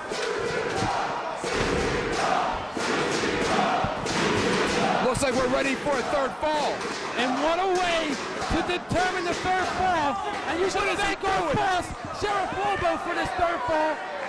4 corners of hell. You know what that was. Why is he swinging Hard-Tog and suplexing ring announcers. I hope he paid for his color commentators before the night is over. If he painters anybody up here, Eric, it's going to be you. He heard you call him a scumbag. Well, he He didn't is. hear you. I'm going to tell him. I call it like I see it. I eat cheese on you. Justice Payne now not wasting any time. Throws that steel chair right in the face of Nick Gage. And there was the bell. Justice Payne goes right in for the cover. I'm under the understanding that there are no 3 counts in this matchup. I don't know why that Hard-Tog is covering him. Wait a minute. And now Hard-Tog realized the same thing that I did. That Justice Payne just realized the same thing. Oh yeah, that'll get you the belt, genius. Who does he think he is, M-Dog 20? Justice Payne, after winning the second fall, Payne throwing Nick come Gage on on. the stage area, went right after him. Probably would have gotten the pinfall. DDT. He spiked him with it. Probably DDT. could have gotten the pinfall, Eric, if this match could have ended on a pinfall. Probably schmobably. It doesn't matter. It doesn't make a damn bit of difference, John. How do you know? How do you know that Nick Gage just didn't lay there in the center of the ring knowing full well that the pinfall wouldn't count anyway? How do you know that? The champ What are you, a goes on mind there. reader? I'm a mind reader, damn it. The champ goes out there, gets the steel ladder, throws it in, hits Nick Gage with it. Has no regard whatsoever for his opponent's body, as usual. Why should he care, Eric? It's his title on the I line. respect. Respect. Justice You know, you Payne. make me sick with all this sportsmanship and respect. This is CZW. Last time we saw Justice Payne, What do you want him to do, shake his hand after the match? that would be nice. Messiah and Adam Flash did that. Why can't they shake hands? Hardcore drop by Nick Gage. And the champ is laid out. The last time the champ was involved in a match with thumbtacks, it was against Nick Mondo back several months ago when the champion was victorious. Nick Gage follows up, and he's going for that bag. What's in that bag, Eric? Thumbtacks? I think it's thumbtacks.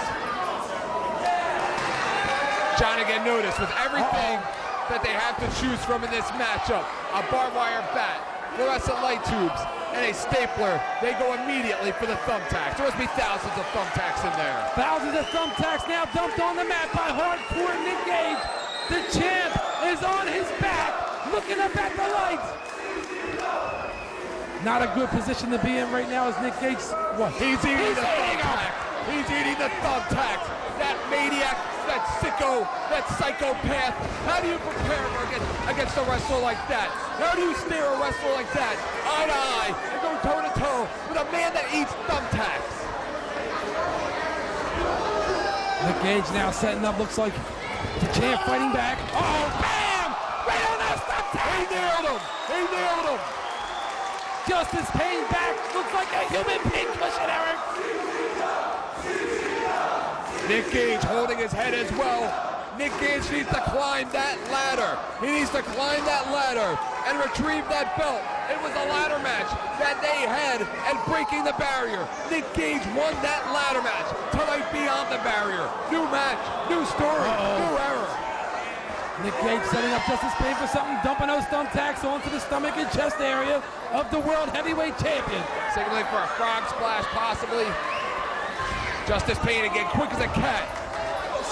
Uh-oh! Bam! Belly button overhead by the champ. And look at Nick Gage. The look on his face says it all. Champ nailed him with it. Off the top rope. We're going to talk about pride, being proud to be a champion in Combat Zone Wrestling. That is what it is all about. Nick Gage, Justice Payne, all the other champions in Combat Zone Wrestling. It takes a little something extra to be a champion around here than anywhere else. Nick Gage down on the mat. Justice Payne getting up very slowly. Them thumbtacks are all over the canvas. Justice Payne and Nick Gage, the rivalry. The rivalry that put Combat Zone Wrestling on the map. The rivalry. Justice Payne now climbing up the turnbuckles now. Going for the staple gun. A staple gun. Uh-oh. The staple gun, something they innovated back on May the 15th, 1999 at Break the Barrier. Hard-Tog now trying to pick thumbtacks out of his shoes. Nick Gage You can very think of about slowly 100 getting things up to his feet. Justice Payne now with the staple gun. Oh! He just stapled the challenger. Uh-oh. Oh, no. He just put him again on top of his forehead. That maniac, that sicko. You think this is about the belt anymore, John? You think this is about the World Championship belt anymore? I don't think so. Eric, it is about the championship and what these two will go to win that title. Is CZW even big enough for these two? Can these two even survive together in CZW? That is what this match is about now, John. Survival. Survival of the fittest. Justice Payne now stapling Nick Gage. He's picking him up. Oh! Already. Give it a rest. Give it a rest. What a bully. The champ stapling everybody, Eric. It's enough. And he can because he's the champion.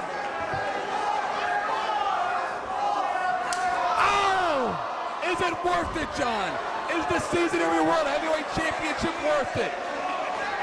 Nick Gage, what's going through his head right now, Eric, besides A staple. Besides A staple. staples. That's what's going through his What head. happened the last time when he was almost crippled? Nick Gage, remember, he's got about 6 or 7 staples in his body right now. Uh-oh. Now it's his turn, Eric. Oh! Well, he's not going to need that later. Look at Nick Gage. Don't forget, John. And he's proud. Do not forget that Nick Gage went to the semifinals in Zandig's Tournament of Death. Nick Gage is not immune to this. Nick Gage is immune to pain. And he just stamped America where the sun doesn't shine. How'd you like to have 6 staples on top of your head or 1 down there? There you go.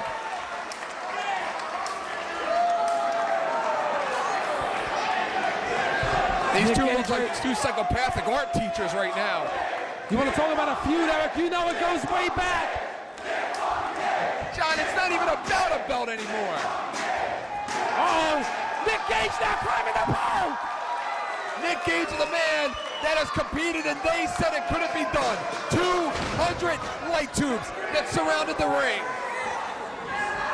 Oh, he's setting up them light tubes on the canvas, picking up that ladder. He might be going for the belt right now. I remember that weapons match back at No Rules, No Limits in July of 2000, how brutal and disgusting that was. They even used a live lobster. Eric, these two right here want nothing more than to win that title. It's about the title. It's not about anything else.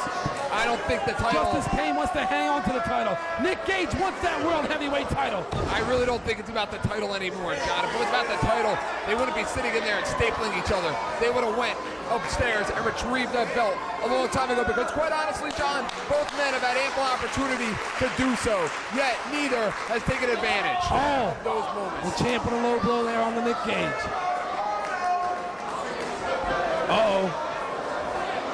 Justice Payne with staples. That dollar bill's still stapled to his head. Justice Payne climbing the ladder once again.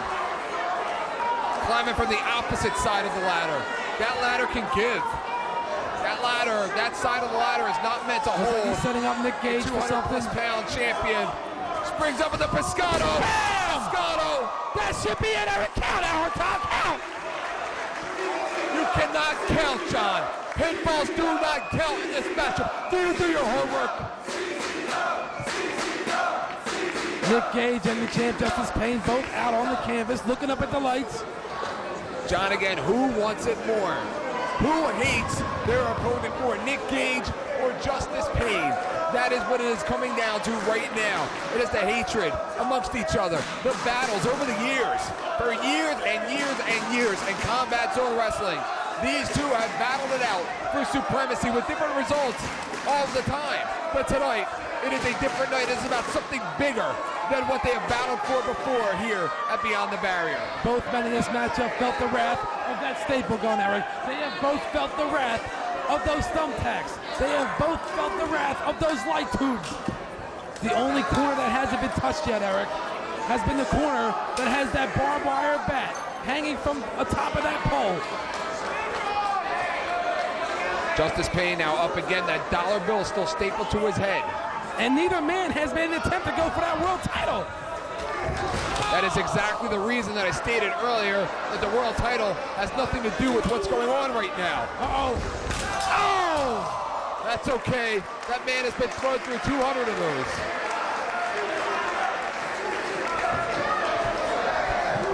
And it's action like this, Eric, that brings everyone back to South Philadelphia each and every month. And don't forget, we're back on November the 9th. Oh, he's going downtown. He's going to give him a receipt. Bam! Well, he's not going to be using those later. I hope Lobo's proud of himself. I hope he's proud of himself, watching these two men kill themselves for his glory. Hey, Eric, do me a favor.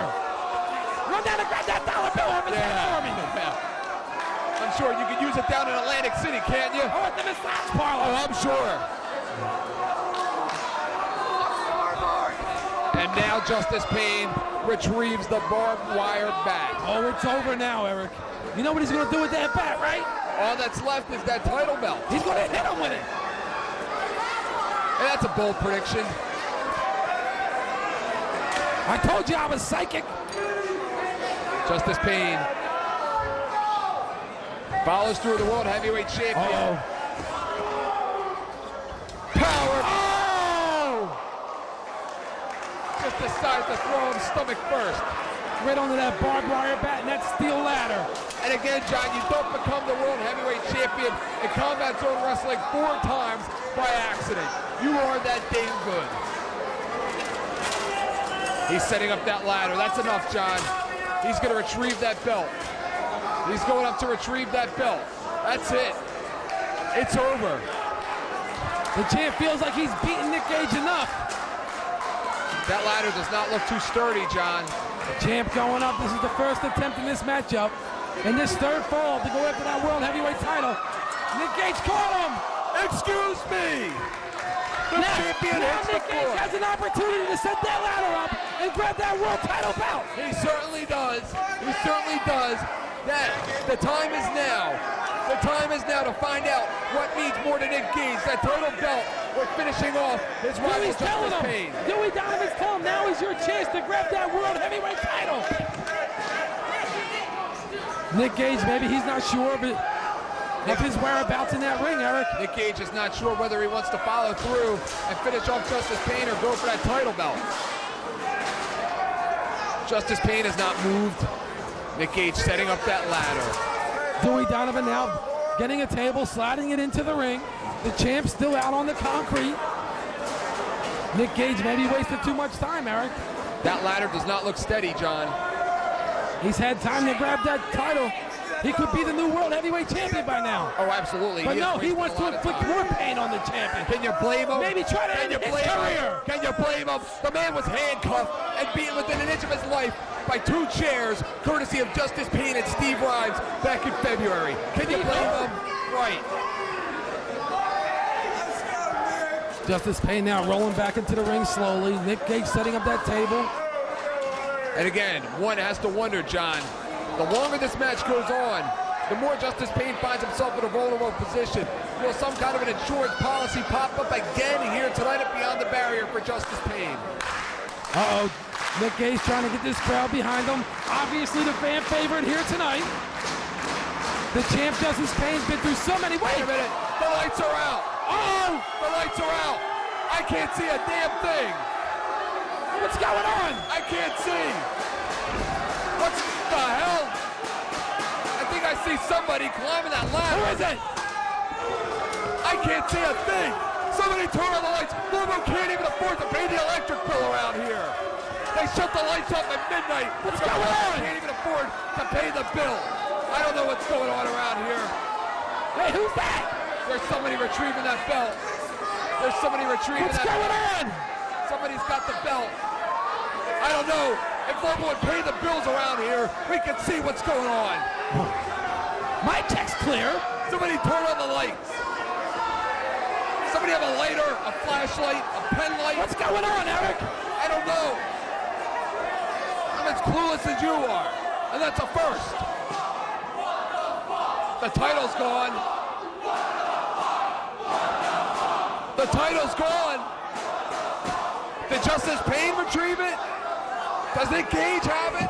Where is it? Who has that title? Who has our belt?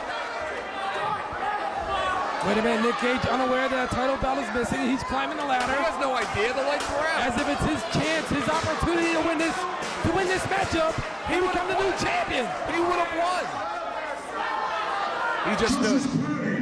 Uh-oh. Nick Gage. Who's that?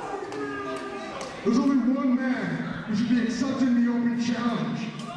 And come Cage of Death, you're all gonna find out. Who is What the it? hell is that? What the hell is that about? What the hell is that about, John? You're so tight with the boss. Eric, what's going on here? I don't know what happened. What kind of a company is this boss running? What kind of a company does Lobo run around here? What the hell? We need answers, John. We need answers. These two men practically killed themselves. For what? For what? And this crowd is very unhappy, Giglio. I don't blame them. I'd be unhappy too. I want to see a winner. I'm unhappy. Eric, you just be happy Justice Payne is still our champion. No, he's not. Somebody took the belt.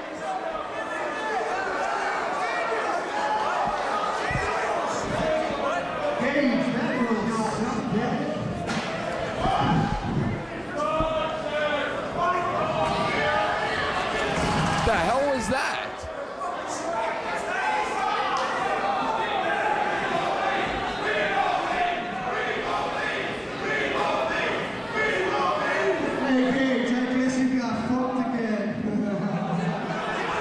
Was this all part of his plan?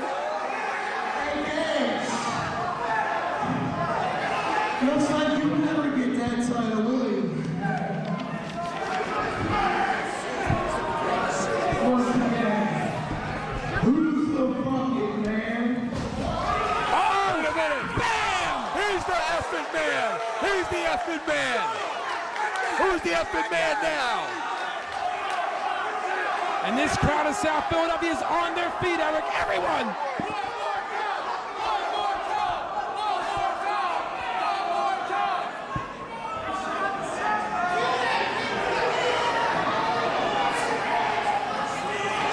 Wait a minute, Nick Gage now. Oh, wait a minute, what did he do? He's looking for the belt. Did Dewey take it? Did Dewey take the belt? Oh no! Dewey took the belt. Dewey took the belt. I guess he just got fired.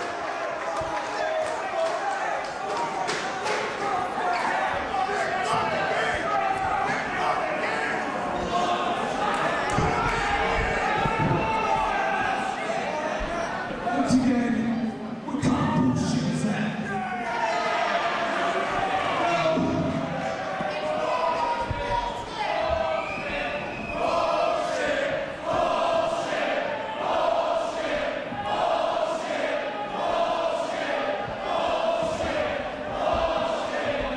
All right, Nick Gage, quit crying.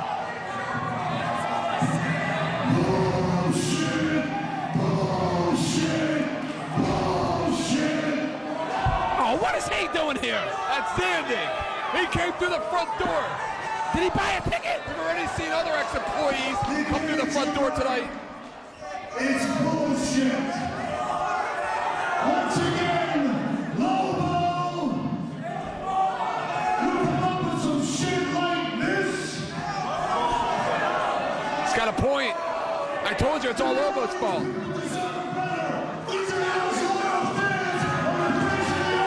Hey, get security, throw him out. Find out if he paid for a ticket. You think security's coming back in for what happened to them earlier?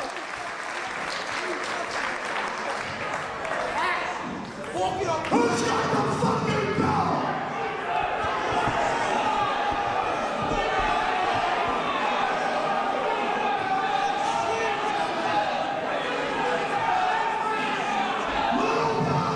Who's got the bell?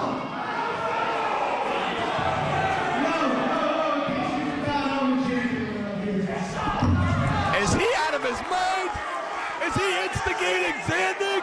Is he antagonizing Zandig?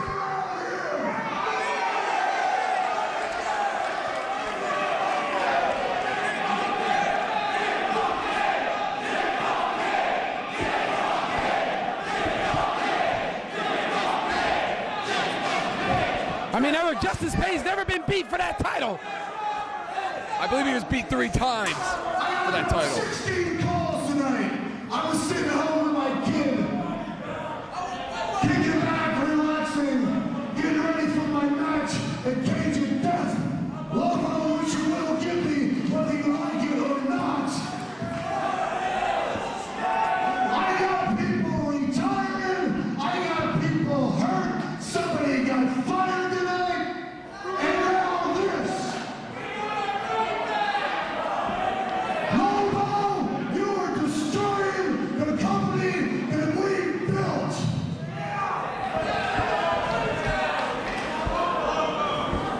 I don't know about that, Eric. Look around. Is after Cage of Death, when I take this company back, you will never see a finish like this.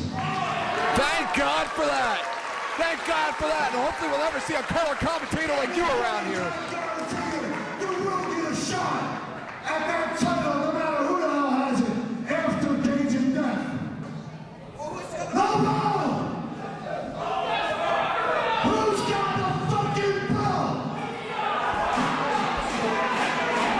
Look, Sheriff Lobo don't have to answer to him, Eric. Oh, he He's sure not even does. supposed to be here. He sure does. You're supposed to be the athletic commission. Who's got the fucking belt? Frank Kelly, he doesn't even know his name. More or less who has the belt.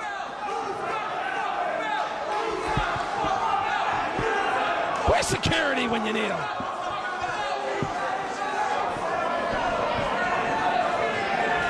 Look, I don't know who's got the fucking belt. We're gonna find out who's got it. And I promise you, you people are gonna get the match you deserve.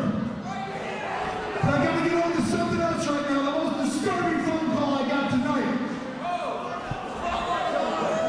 The wife beater retiring. That's true, Eric. He's definitely retiring. He did. If you're in the back, you don't just retire like that. Me and you are two of the guys that pioneered this company. They sure are. They sure are. The white bit, he was in the back crying, Eric. Remember their I Quit match? How brutal and disgusting that was?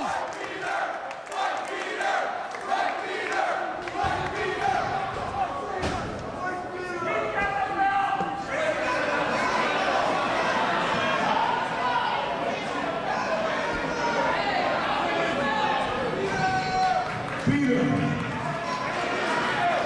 I know you busted up.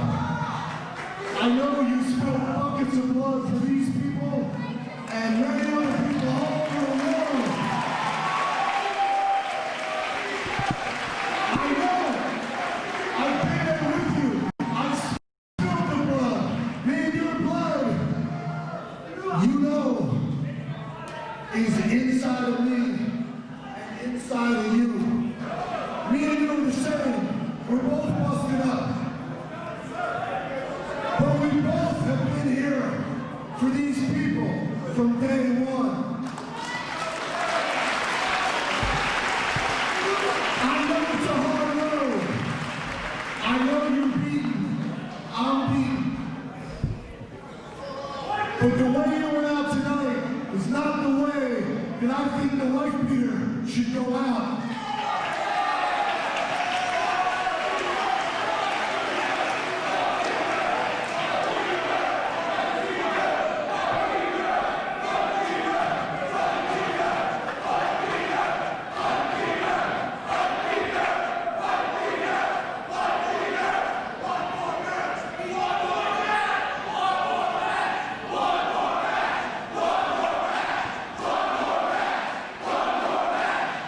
I agree. One more match. How come he just don't leave now? You hear the wife beater? You hear him? We got one small problem. This is Lobo's company.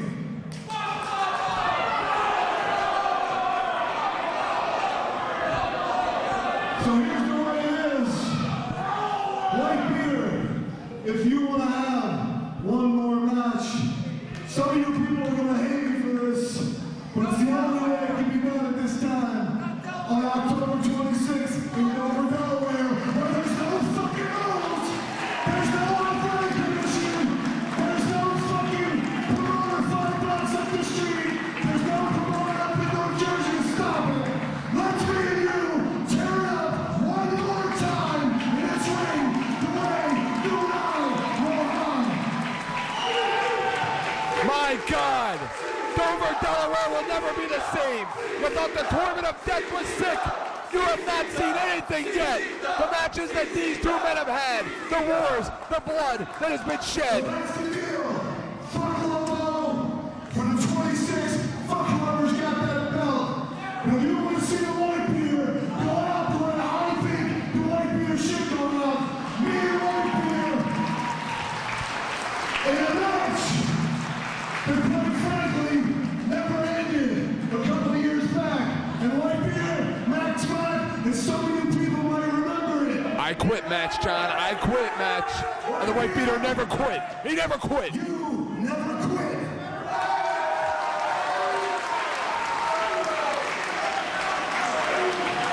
And I don't know if I have planned it, but on October 26th, let's me and you do what we do and do that I quit match. There's no friggin' nothing. I quit. That's the only way the match can stop. No countouts, no rules. I quit. Either one of us quits or one of us dies. What do you say, brother? Well, somebody better pick out a casket because somebody's not coming home alive from Dover, Delaware.